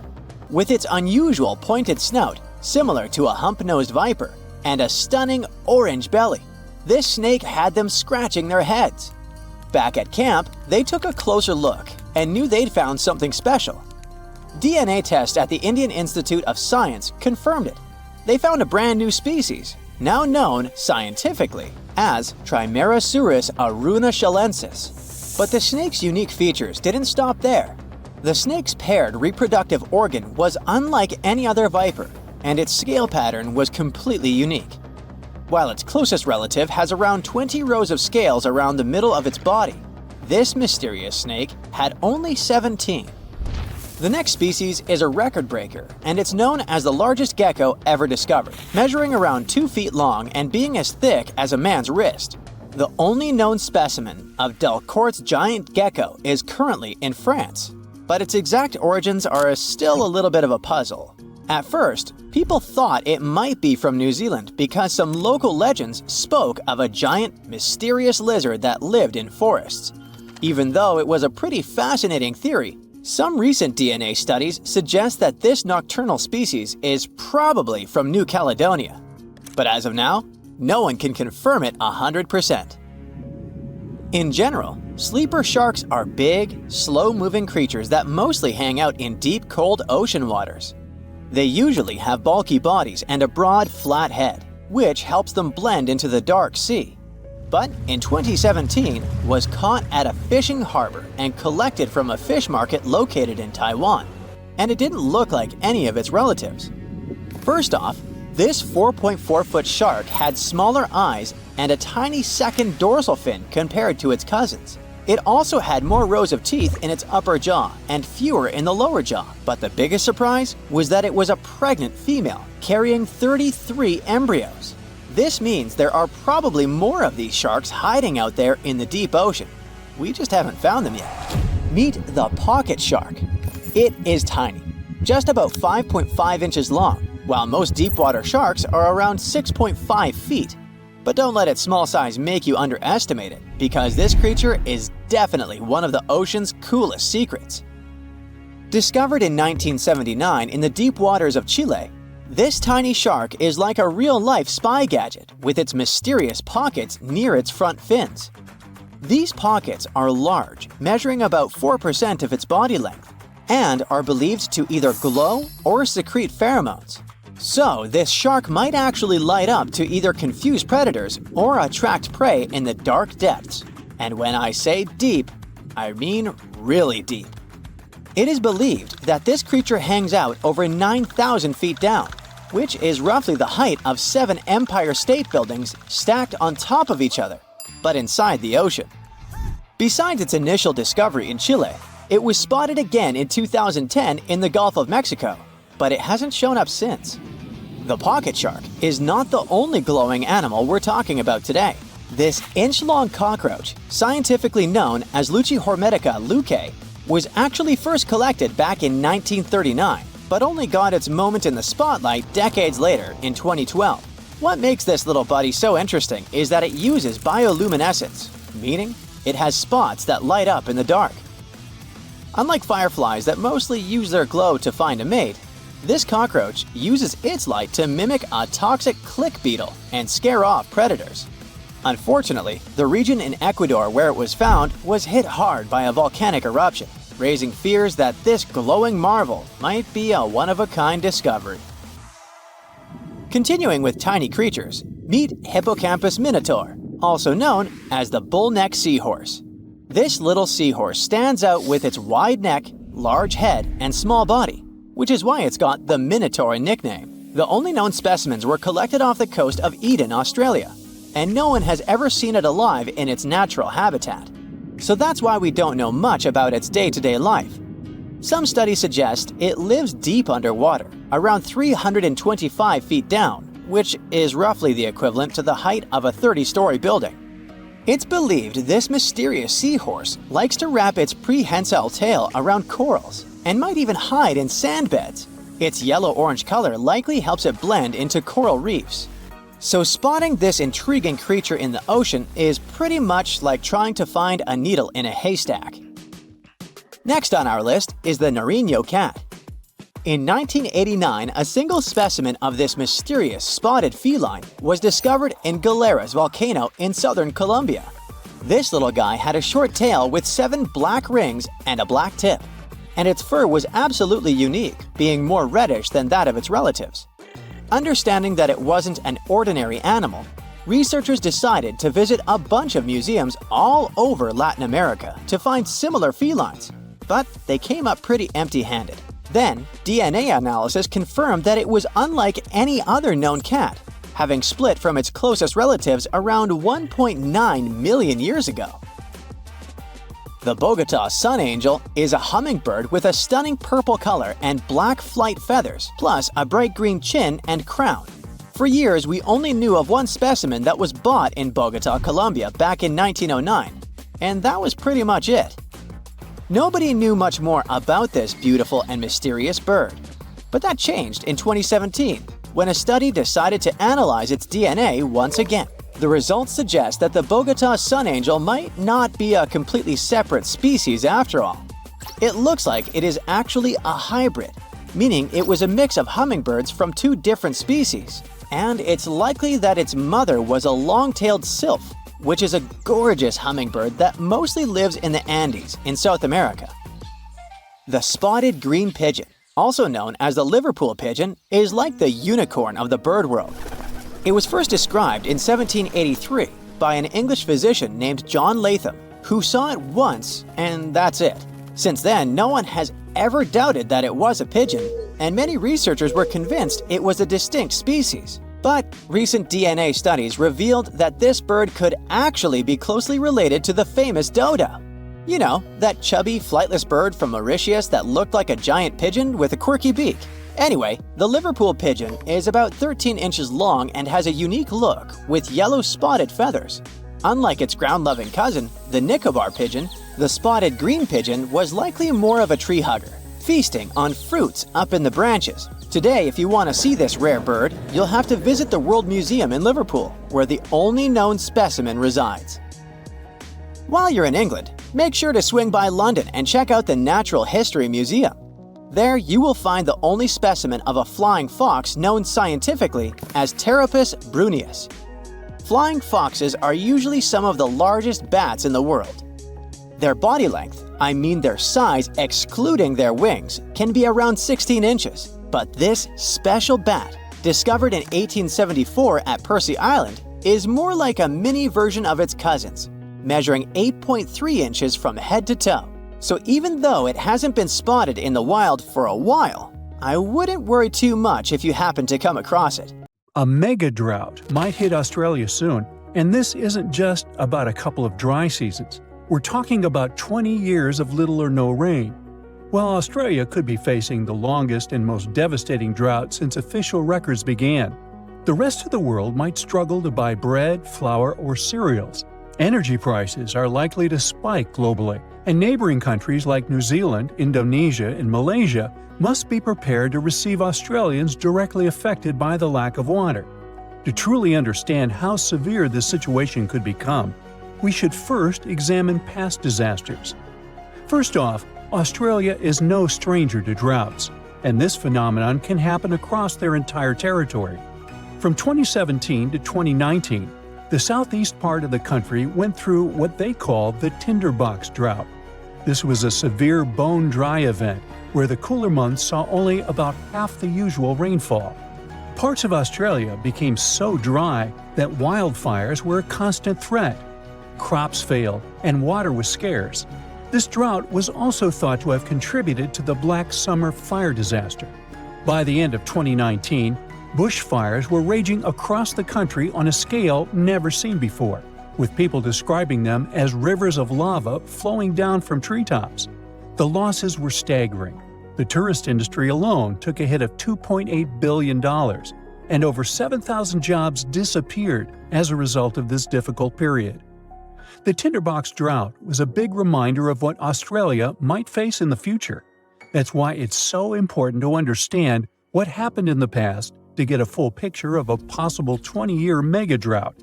But there is one problem. Even though droughts are relatively common in Australia, the rainfall data available until today isn't enough for researchers to predict the future, and our records only go back to around 1900.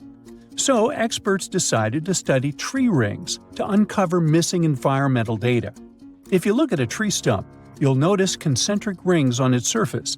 As trees grow, they form new rings, and the thickness of these rings depends on how much water they get. During a megadrought, the rings appear thinner because the trees don't have much water. Unfortunately, these natural records usually only go back a few hundred years, and it only tells us about specific local conditions, not the situation across all of Australia. So, experts turn to computer models to simulate how Earth's climate changed from the year 850 to 2000. This approach helped them to paint a picture of when megadroughts might have occurred in Australia and how to predict what might happen in the future. But what they were really interested in was whether the human factor might be making this scenario worse over the years and if we are somehow intensifying these dry periods. So, are we to blame for these megadroughts? The short answer is, we're not sure yet. On one hand, dry periods in Australia do seem to last longer than they did before factories and machines became common. On the other hand, they don't seem to be getting more intense or happening more often than before industrial times. This means a drought lasting 20 years might not be directly linked to human activities. Actually, this kind of phenomenon is just a normal part of how rainfall changes in Australia over time. This is backed up by evidence from ice cores, which suggests that a 39-year drought hit eastern Australia around 800 years ago.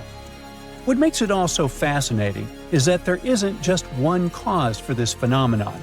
I mean, there is no single mechanism that explains all cases of megadroughts. It happens because the right combination of ocean and atmospheric conditions come together, and you end up with a drought. And just by random chance, you might have periods where there are 100-year-long droughts. Despite what many people think, megadroughts are not geographically isolated. They have occurred on every continent except Antarctica over the past 2,000 years, and are often linked to natural events.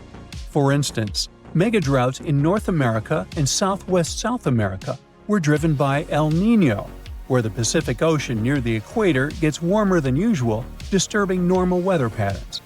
They are not rare events either. In fact, the U.S. Southwest has been experiencing a megadrought since 2000. It's being considered the driest period in 1,200 years for the region. Major reservoirs like Lake Mead and Lake Powell are at low levels. Heat waves are hitting cities like Phoenix and Las Vegas harder than ever, and wildfires are happening more frequently as the land gets drier. Now, let's think about the future. Even though we have a very recent and concrete example from the U.S., research can't exactly predict how a 20-year megadrought would play out in Australia. Usually, such events show up mainly as reduced rainfall and snowfall. But in most areas, the increase in drought risk will be caused by a warmer, more arid atmosphere. So the ground will probably look parched and cracked, rivers and lakes will likely shrink, and the sky will be relentlessly clear and blue, with barely a cloud in sight. Farmers might struggle to grow crops, making grocery prices rise worldwide. Things like bread, flour, and cereals may become scarcer, as Australia supplies about 13% of global wheat exports. Coal mines might be affected, as they depend on water for extraction, washing, and processing. That might drive up power costs for industries around the world, which could be passed on to consumers, impacting global growth and inflation.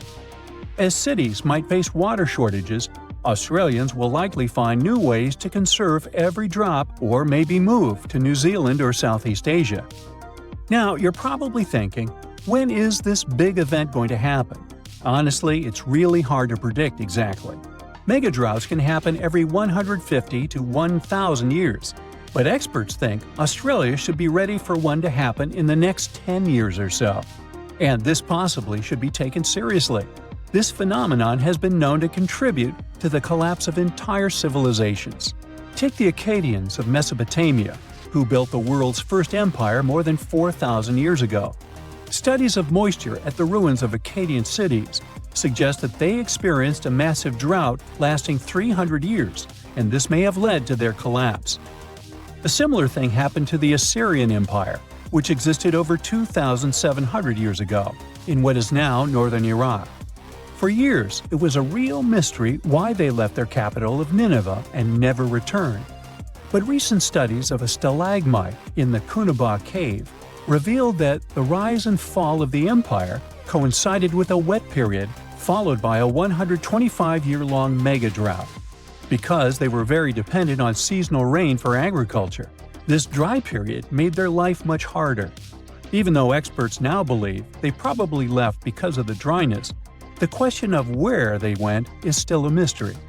So, yep, megadroughts may have played a role in the collapse of great civilizations in the past. But on the positive side, we've come a long way since then, and recent climate technologies can help us prepare for events like this. Now that we know a 20-year megadrought is very much possible and might happen soon, Australia has some time to get ready for it. Developing strong water management plans to mitigate the severe impacts of a megadrought is more than necessary, and it's also important to create community support networks to provide emotional and financial support to people, particularly farmers, who are more affected directly by this event. If initiatives like these emerge in the coming years, those 20 years of drought could be less intense than most people might expect. Well, if you don't have enough to worry about, here's another fear unlocked. You might turn into the next meal of a meat-eating plant. This type of plant has appeared in video games like Super Mario. That's why it looks familiar. So, we wonder here at Brightside, what would happen if a hypothetical giant Venus flytrap captured you? After all, these plants aren't picky eaters. They have sensitive trigger hairs, which cause the plant's iconic hinged jaws to snap shut. Its leaves are equipped with tiny bristle-like structures that interlock when the trap closes, making it difficult for prey to escape. Once it happens, the plant begins secreting digestive enzymes to break down the prey's soft tissue. The digestion process in carnivorous plants takes several days. During that time, the plant extracts nutrients from the dissolved prey. In our hypothetical situation, it would take a long time for the plant to consume you, and since the process would be extremely slow, most likely you'd be able to free yourself before significant harm occurs. In any scenario, it would be extremely hard for the plant to digest a human completely. The anatomy and digestive processes of Venus flytraps are adapted to deal with insects, not large animals like you. Even if they were larger, they would still not be able to eat you. Comforting? Somewhat. The Venus flytrap primarily consumes insects, spiders, and other small invertebrates. Researchers have found out that this plant can digest small pieces of human flesh, but the largest representatives measure just a few inches.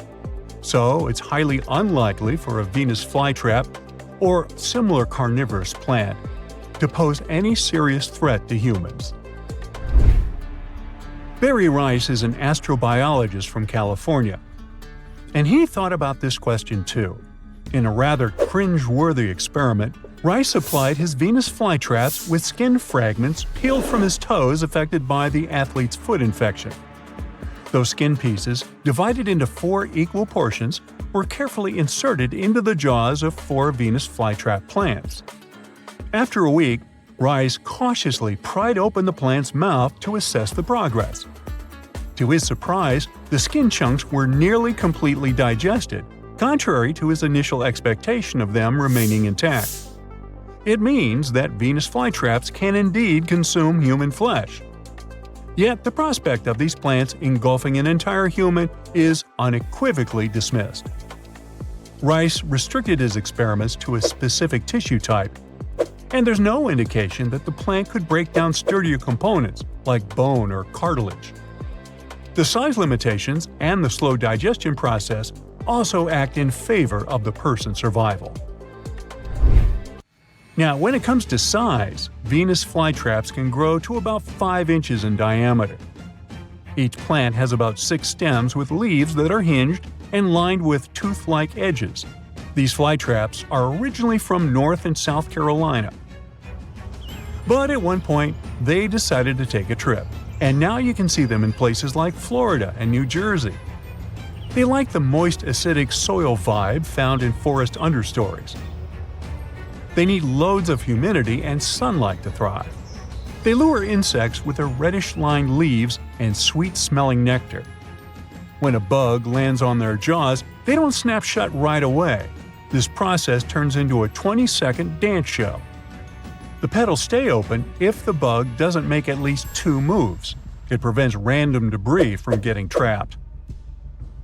On the second move, the plant goes from a happy convex shape to a hungry concave one, closing its jaws in less than a second.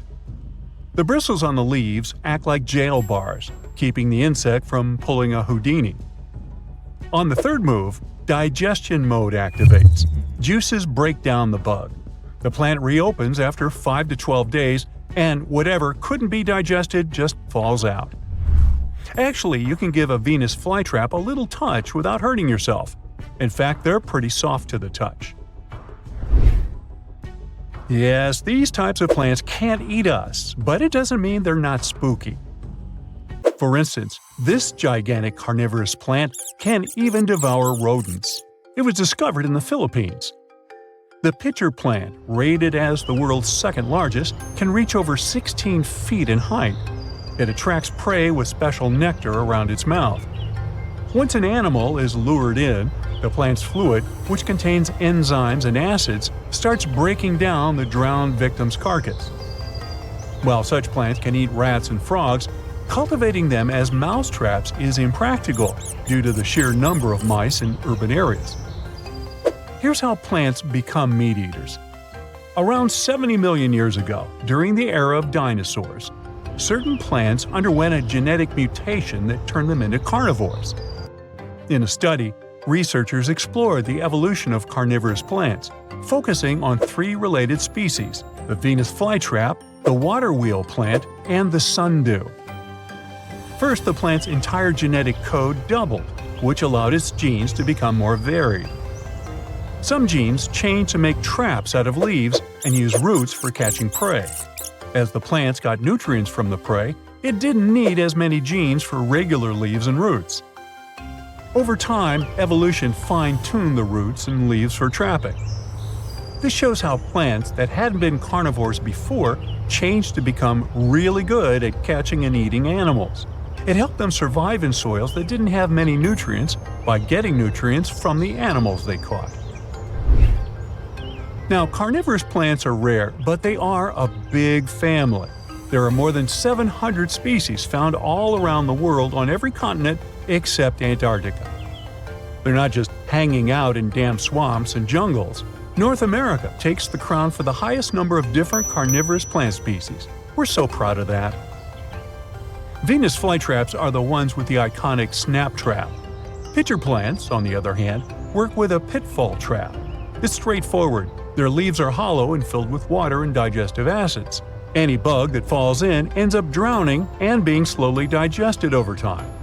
Some pitcher plants have waxy leaves to make bugs slide inside more easily, while others use chemicals to reduce water tension, making any insect that lands in their trap instantly sink and drown.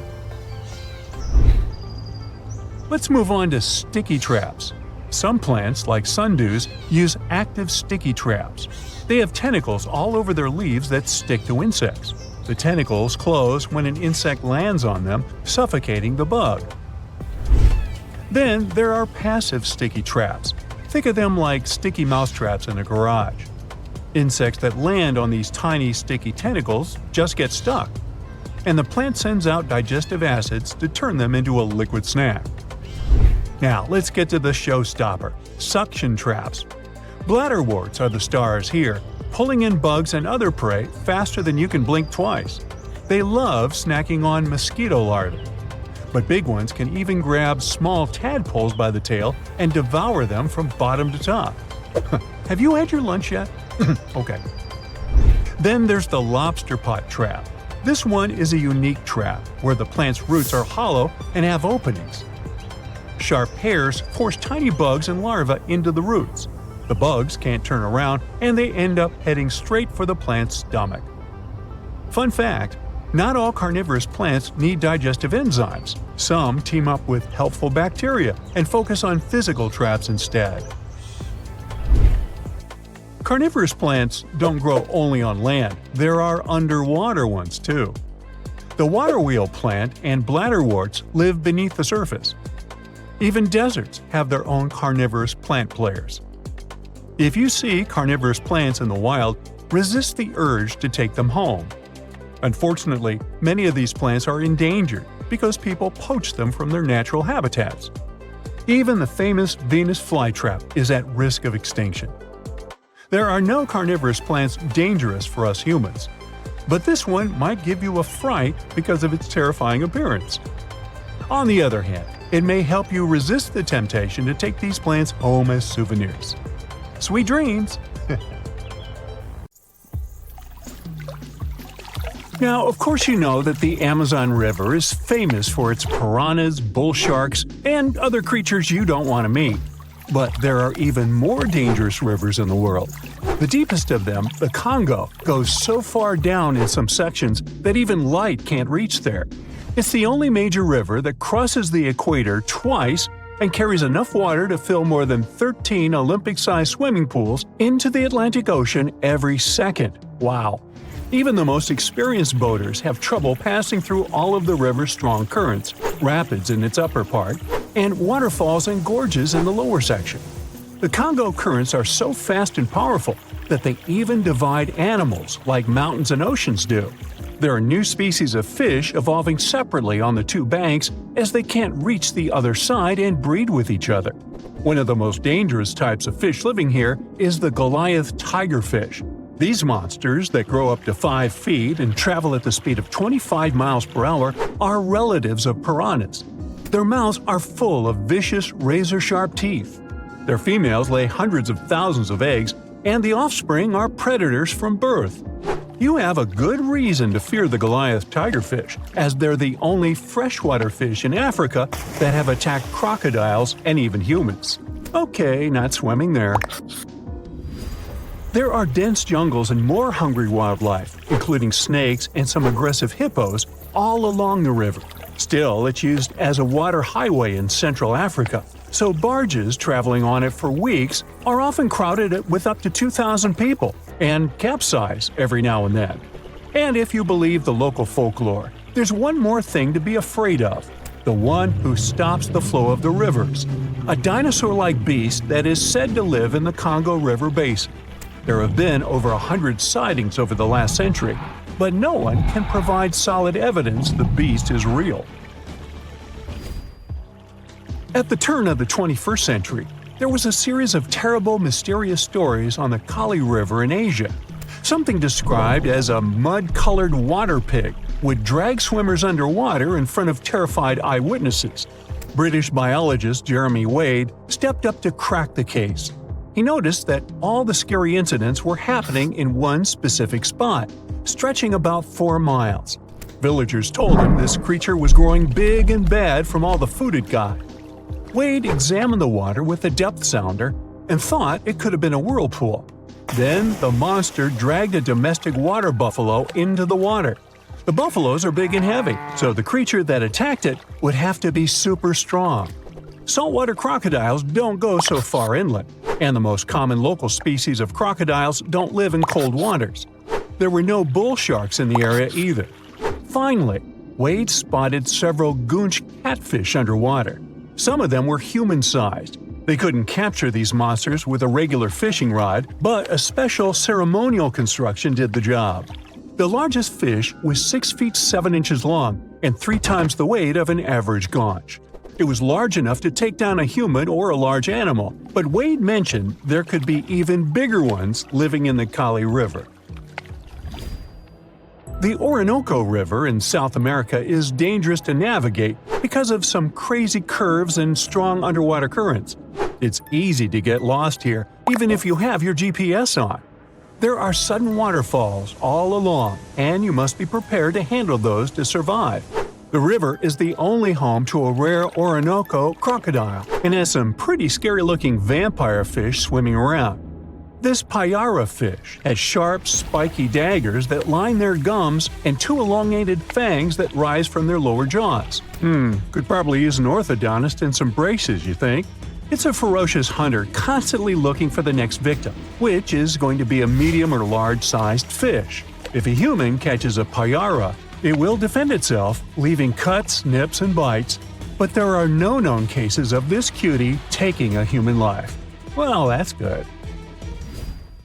The Yellow River in China received its name after its color, but it wasn't always this yellow. It was first formed at least 30 million years ago and shifted its course over 30 times over the centuries. Yellow sediments moving downstream from a plateau in the distance transformed it from clear to muddy. This fine-grained substance piled up at the bottom of the river and formed natural dams.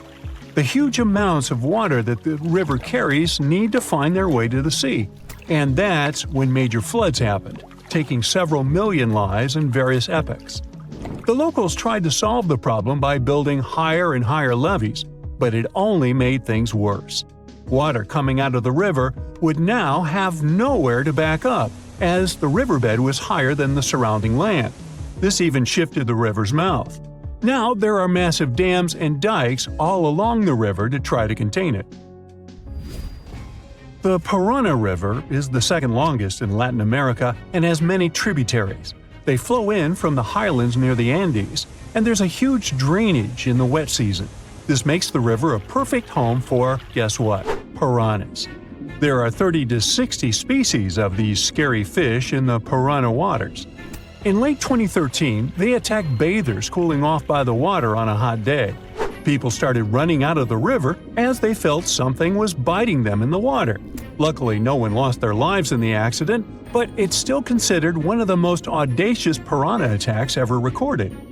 Biologists later determined that the type of piranhas, called palomates, was to blame for this, and humans had probably disturbed their breeding grounds. Well, the piranha also has a strong current that is tricky for boats and swimmers to overcome. Plus, it often floods, which can be dangerous for people living in the surrounding areas. The longest river in the world, the Nile, flows through 11 countries all the way into the Mediterranean Sea. Expeditions have spent centuries looking for its source, and no one still knows for sure where this mighty river begins. Adding to the mystery, the Nile takes an unexpected turn right in the middle of the Sahara. Scientists have figured out the reason is a massive underground rock formation from millions of years ago. The Nile has served as the most important water highway for civilizations through centuries, but it has some pretty dangerous inhabitants, like crocodiles that grow to be 20 feet long, which is slightly more than the height of an average giraffe. These bad guys can reach a speed of 30 miles per hour on land and take the lives of a couple hundred people every year. Hippopotamuses that also live here sometimes go after boats, and venomous snakes like the black mamba and the Egyptian cobra add to the mix. One of the most dangerous creatures on the Nile is the mosquito, as they carry around all sorts of diseases that affect hundreds of thousands of people. The Brahmaputra River in Asia carries waters from the mighty Himalayas. When the snows in the mountains melt, the river floods massively, causing landslides, displacing millions of people, and taking the lives of hundreds of animals in the nearby national parks. Such floods are also common during the monsoon season in India, from June to October, with heavy rains. The course of the Brahmaputra River is changed incredibly over the past 2.5 centuries. Erosion is another danger it's hiding. The banks of the river are mostly made of weak cohesive sand and silt, and even though the erosion rate has gone down, it is still the reason a lot of people lose their land and get displaced. The Brahmaputra is one of the few rivers in the world that has a tidal bore. That's a strong tidal wave that pushes up the river against the current where a river empties into an ocean or sea. And there you have it. Deep within the dense rainforests of the Democratic Republic of Congo, a mysterious creature is roaming its habitat. Its name sends shivers down the spines of locals and explorers alike. I'm talking about beely apes. These legendary giants of the jungle have become the protagonists of many tales and legends, as well as numerous speculations. Imagine a chimpanzee. Now make it bigger, almost the size of a human when standing on its two. Make it wider and stronger. It nests on the ground in trees like gorillas and feasts on fierce beasts like leopards. That's a beely ape. Through generations, locals have been whispering about beely apes to each other. There are stories of them roaming the jungles on their 2 feet, vanishing into thin air when encountered by a human but leaving massive footprints behind. People claim that they have heard the creatures howling at the moon. They also state that the beasts are immune to poisonous darts. Locals call them the ones which beat the tree, and the one which kills the lion. Local communities view them as guardians of the forest, possessing ancient wisdom passed down through the ages. About 2 decades ago, Scientists and researchers got intrigued by what was going on in those rainforests and what those creatures were. A group of researchers went to study them, and here's what they found out. Remember that the locals say that billy apes avoid humans. That's true, but not exactly. Turns out that billy apes live in the part of the forest that is close to where humans live, and really prefer to avoid people. Adult males are more afraid of people than females. But as you go deeper into the forest, you see bilis that have never seen people before. Those have no fear, and they even show interest in their guests. They walk around you with curiosity, or even come face to face with you and stare at you before moving away. The apes don't show any aggression. Much like other chimpanzees, billy apes live in social groups of 10 to 100 members. Every troop has a leader, a dominant alpha male. How do they determine the leader? Usually it's just the biggest male, so it's simple here. The leader makes decisions and protects the group, but he also has the highest rank and gets priority access to everything, like food or mates. There are even more rankings. Females have their own ranks, and more dominant apes have influence over others. They really are bigger than an average chimpanzee, and early in life, they have a gray coat. Their diet is also similar to that of chimpanzees. This means that about 90% of their diet is plants and fruits, only 6% is animal products, and the remaining 4% are insects. In some instances, they act more like gorillas. For example, these fearless creatures don't only nest on trees, but on the ground as well. They make their nests themselves, moving branches and samplings into central bowls. Researchers are still baffled by this fact because the ground isn't safe, with all those leopards, lions, and buffaloes roaming around. Maybe those creatures are as fierce as the local tales say. But here's the thing. The apes that live close to humans avoid nesting on the ground and are also way quieter, trying to avoid hunters. By the way, the nests of chimpanzees are cleaner than our beds. Those guys build a new nest every single night to keep bugs and whatever else out. Their creative abilities don't end with making nests. Billy apes actively use tools too. They have been observed using sticks or branches as tools to probe termite mounds or extract honey from beehives. There are several types of tools, and all have a particular purpose. The tools used to harvest driver ants are the largest ever found in Africa. This shows that these creatures have quite impressive cognitive abilities and problem-solving skills. Also, social learning. If one chimpanzee figures something out and that works, the others will observe, learn, and adopt the same strategy. Not every animal is capable of that. So that's what we know. When the research group came back, one of the members published a report in a magazine. Their faces are much flatter than those of chimpanzees. They turn gray early in life. They have a distinct howl that gets louder during the full moon. Those must be a new species unknown to scientists, a hybrid of the gorilla and the chimpanzee. Well, that's quite a scientific discovery. The researcher gave many interviews to famous channels and magazines, but then it was discovered that the researchers had a PhD in behavioral psychology. So some experts in the field turned skeptical about her report. Bilis did show some unique behavior that's not typical to chimpanzees, but that was mostly limited to nesting on the ground. So, are they a new species or not? The other members of the research group came forward after comparing Billy's DNA to the DNA of chimpanzees. They announced that the two samples of DNA were the same. They confirmed that the mysterious Billy apes were the same species as chimpanzees. Even more than that, they weren't even mutants or hybrids. Yes, they were a tiny bit bigger, and they would go gray earlier. But take humans. Some are taller, some are shorter, some are wider. Some get gray hairs earlier. And we all have different skin and hair and eye color. But just because I'm blonde and have an average height, and my neighbor is tall and has dark hair, doesn't make us different species. So, that was the argument of the other scientists from the research group. So, the whole speculation of Billy apes being a new species unknown to science was nothing. The claim that Bilis howl at the moon was also debunked by another researcher from the group. The story is not new. There were other instances of such wrong calls, but there were also the opposite cases, when two species were believed to be the same but turned out to be different. For example, Sumatran orangutan and Bornean orangutan were thought to be the same species for a while. But in the late 1990s, scientists established that the two were different. Both look alike, and both have that typical shaggy reddish fur. But Sumatran orangutans have longer hair and have closer social bonds with their community. Bornean orangutans are the ones who would go down to the ground more often. Both of the species are endangered, with just a bit over 100,000 Bornean orangutans left and just 14,000 Sumatrans. As recently as 2017, a new third species of orangutan was announced, the Tapanuli orangutan. There are just about 800 of those left in the world, and it's the most endangered species of all apes.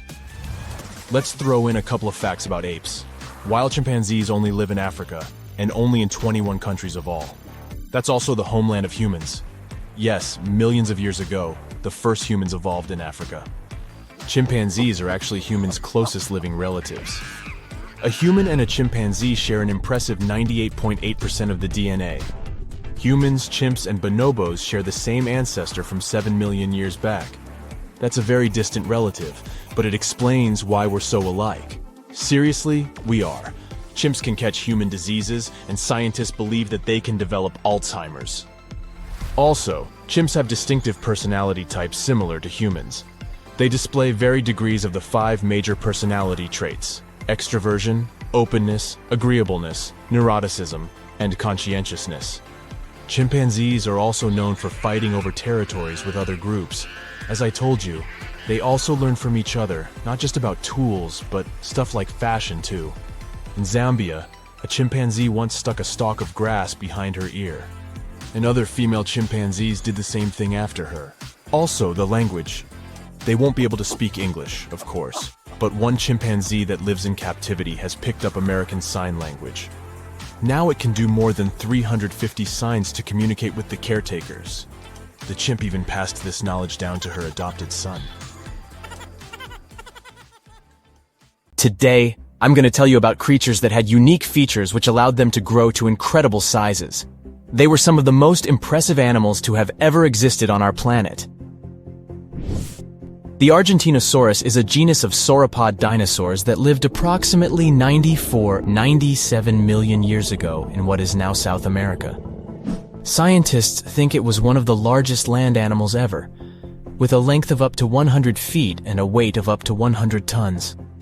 A farmer stumbled upon a giant leg bone while tending his cattle. That's how he discovered the first fossils of the Argentinosaurus in Argentina in 1987. Further excavations uncovered more bones, revealing a massive dinosaur that would have dwarfed most other animals of its time. The Spinosaurus, meaning spine lizard, is a genus of theropod dinosaur that lived around 97 million years ago in what is now North Africa. It is believed to be one of the largest carnivorous dinosaurs to ever exist, with a length of up to 60 feet and a weight of up to 23 tons. The Spinosaurus is known for its distinctive elongated sail-like structure on its back. It was likely used for thermoregulation. It also had long crocodile-like jaws that were lined with sharp teeth. This allowed the creature to catch and eat large prey, such as fish, crocodiles, and other dinosaurs.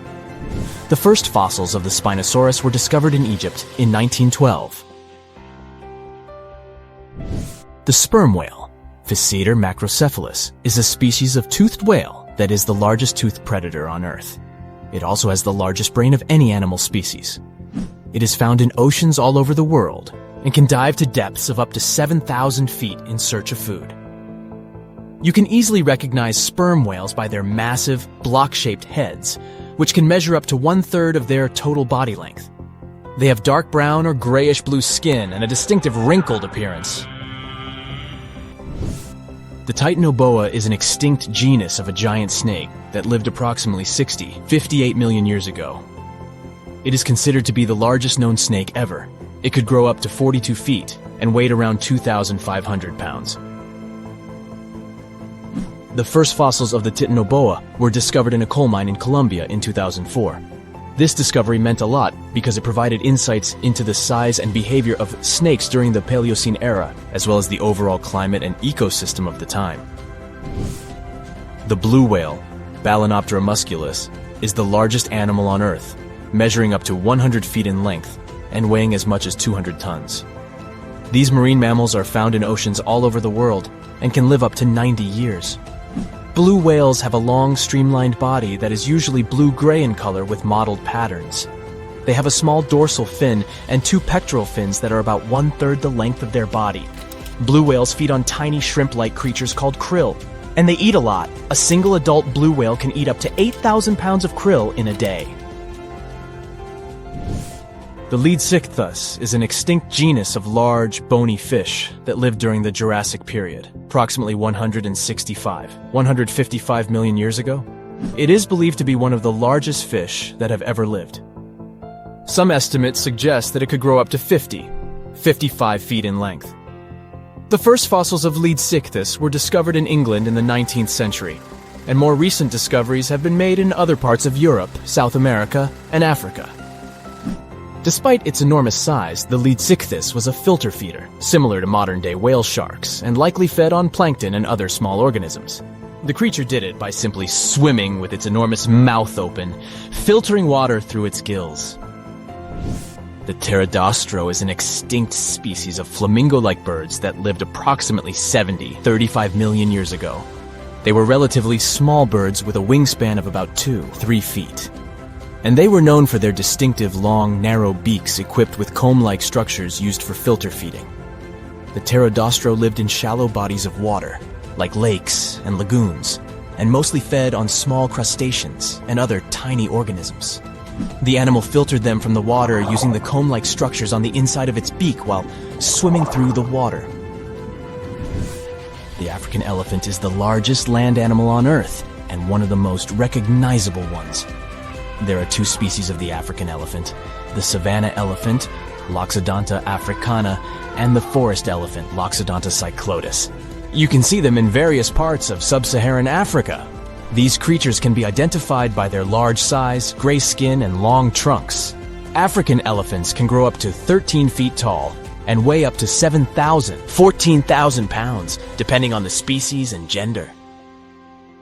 So if you see a rainbow, that means you're in for some good luck. But if you see a deep-sea fish, this means that something tragic is about to happen.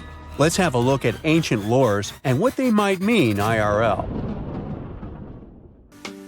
In August 2020, people started out their day just like any other in California.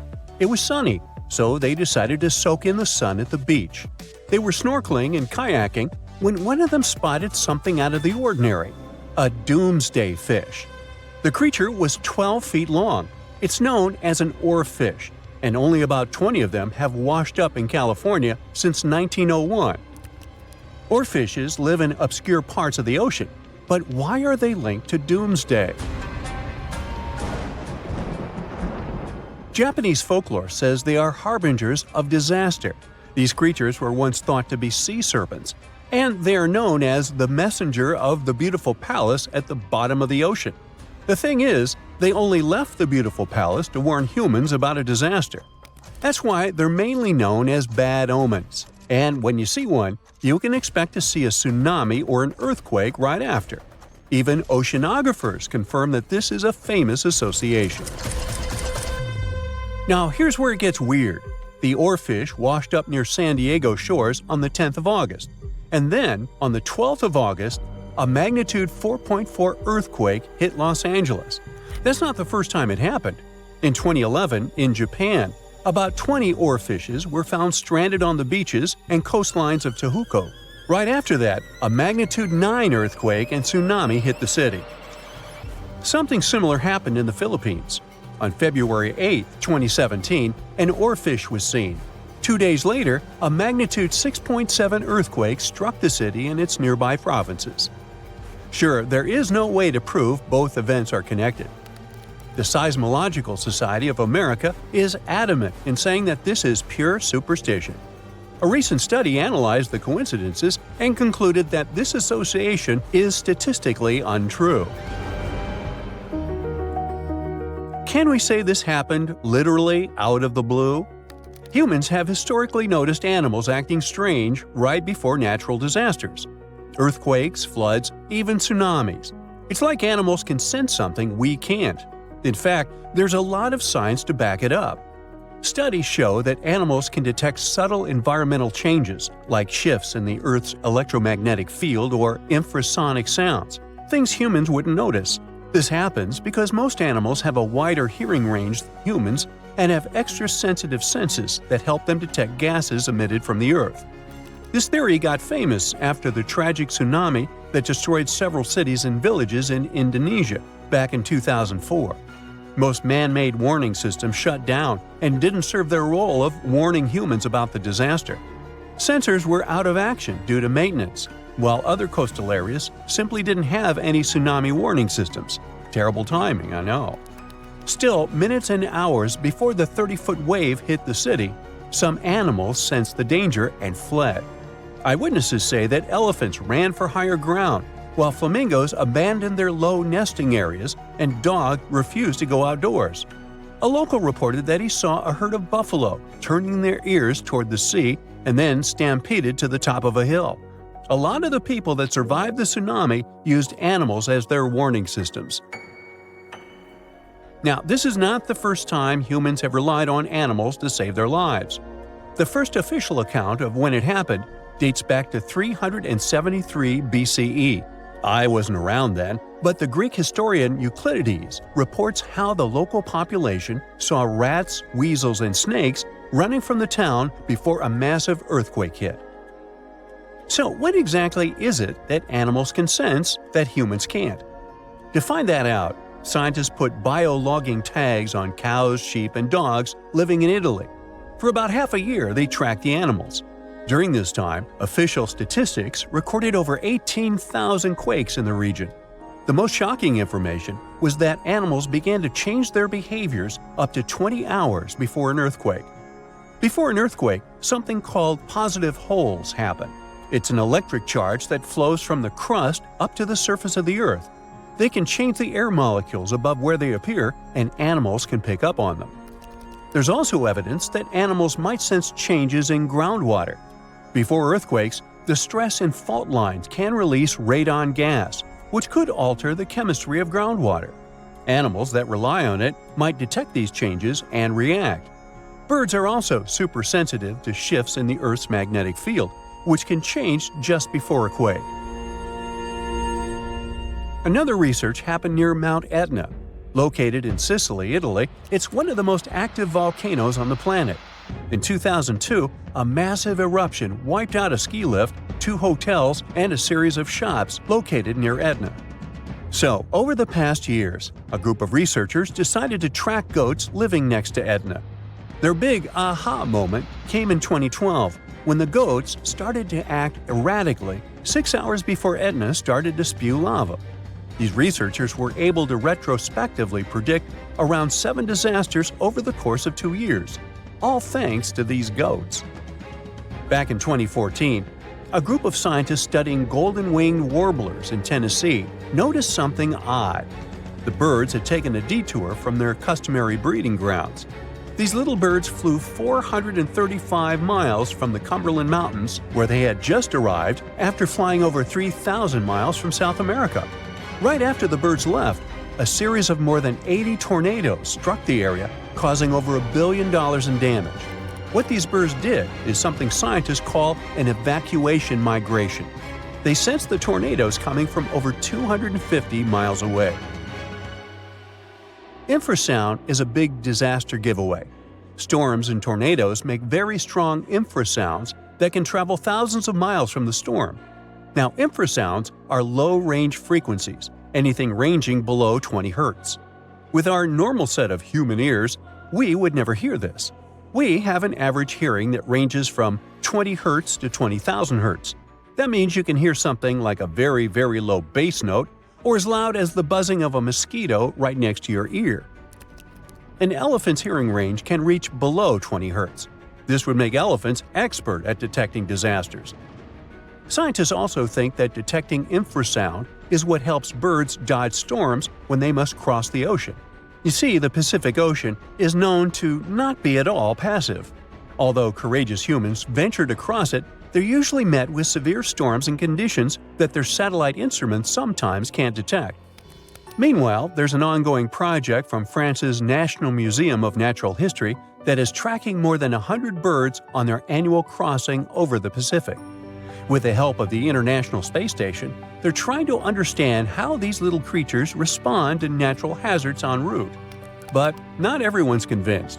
Some scientists argue that while animals might be sensitive to environmental shifts, predicting disasters based on their behavior is too risky. The U.S. Geological Survey has pointed out that many reported cases of unusual animal behavior before disasters are anecdotal, meaning stories and reports, and large-scale studies have yet to prove a direct link. Although humans don't have these super capabilities of predicting disasters, we have some things that might help us. Notice this. The next time you're in a place where lightning is going to hit, your hair will give a sign. If it stands on end, this means that lightning is aimed toward your beautiful person and is about to hit you. So run, find shelter, get inside a house. That's the best you can do in a situation like this. Now, if Earth's history were a movie, we humans would only take up the last second of the end credits. Our planet has been around for about 4.6 billion years, but our human story began about 300,000 years ago in Africa. Now our ancestors had some wild adventures in nature. They could have run into creatures so big they'd make today's elephants look like puppies. The woolly mammoth is a pretty famous animal, sure. His cousin, though, the Columbian mammoth, not so much. This giant used to roam places from Canada all the way down to Mexico. Unlike the furrier woolly mammoths, which hung out in colder places, these animals had shorter hair, resembling huge elephants. They also had incredibly large tusks, like 12 feet worth of spiraling, sturdy tusks. And they weren't just for show, they came in handy when facing predators. That includes our ancestors. If you think about sloths these days, you're picturing these adorably slow creatures. They couldn't possibly be in your list of most dangerous animals. Well, their grandparents might have. For starters, we call them ground sloths, and they vary a lot in size.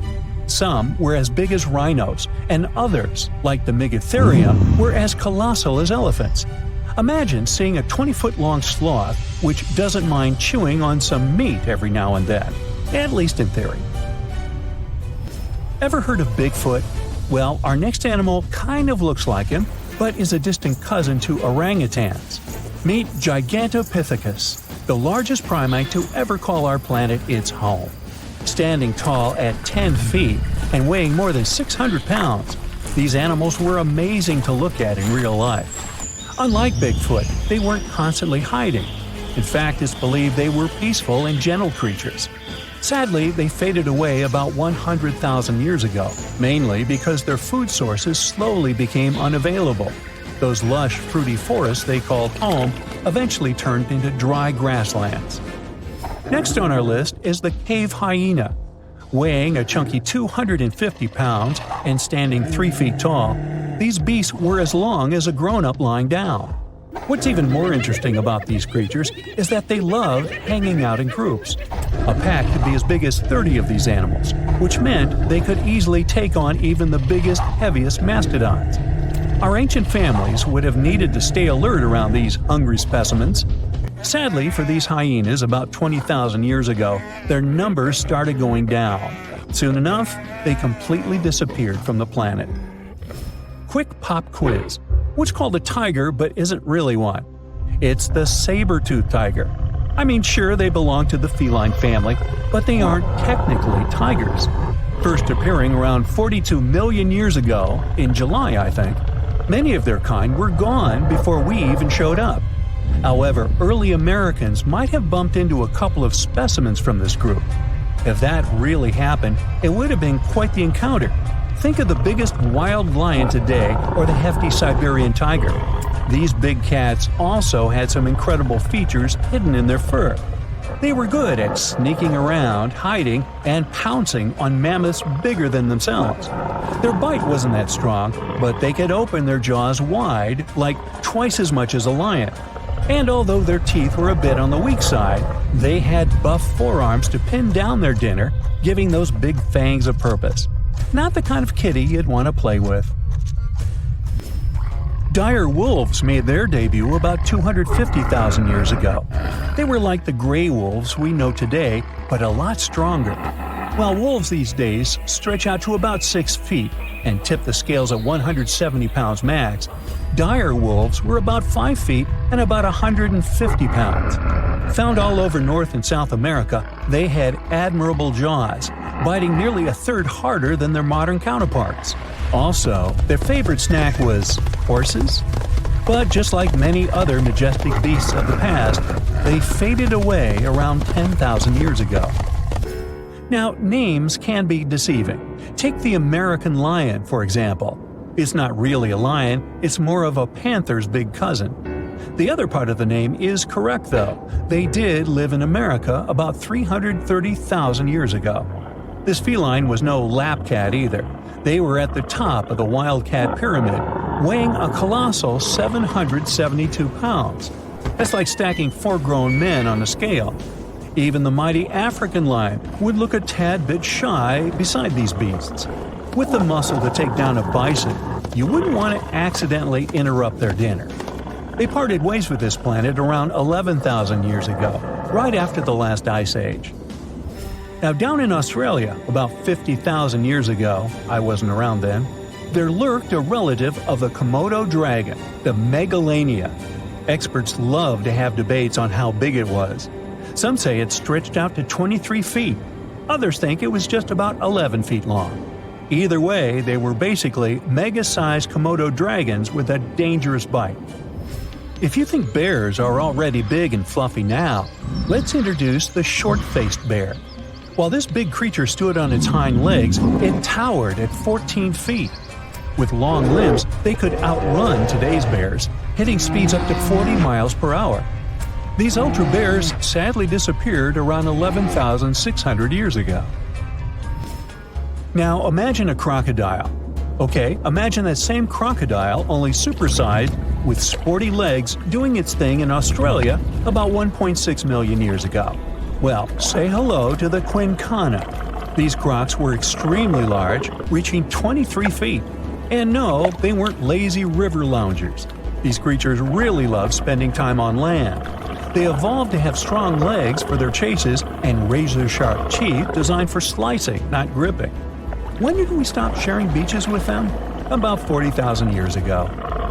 The name elephant bird might not sound familiar, but try to picture a bird that stood tall as high as a basketball hoop at 10 feet and weighed as much as a small car, 1,500 pounds. Their eggs were equally huge, like 150 chicken eggs bundled up into one. Now, as amazing as these birds sound, there's a lot we still don't know about them. They're hard to study, as most extinct animals are. Still, some recent studies have given us some clues. Scientists have been examining ancient molecules from their fossilized eggshells. It's an awesome piece of evidence, since these birdie shells were thick, preserving precious DNA inside. Plus, there are tons of these eggshell fragments sprinkled all over Madagascar's beaches. Because of these findings, we now know these birds were herbivores and loved eating leaves and seeds. We also know the tiny kiwi bird is its closest living relative. Now, dodos were these amazing birds we also used to share the planet with. They're like distant cousins to ancient pigeons. To give you some perspective, imagine a chunky bird weighing about 50 pounds. Similar to chickens, turkeys, and ostriches, dodos were also the types of birds that couldn't fly. Their wings were small, and they had the muscle strength of, well, a wet noodle. Now, you might have heard the word dodo used as a name for creatures that aren't that bright. Don't get confused, though, by this name. These birds were in fact intelligent. Scientists were able to figure that out by studying their fossils. It turns out that they were good at smelling stuff, unlike most birds that are all about the visuals. These creatures aren't around for us to study anymore, but that might change. One evolutionary biologist is on a mission to fully understand these amazing ancient birds. On that note, she revealed that the dodo's DNA has been completely sequenced. There are even talks about potentially bringing dodos back to life. They would make a nice addition to the lovely beaches of Mauritius, the place they used to call home many, many years ago.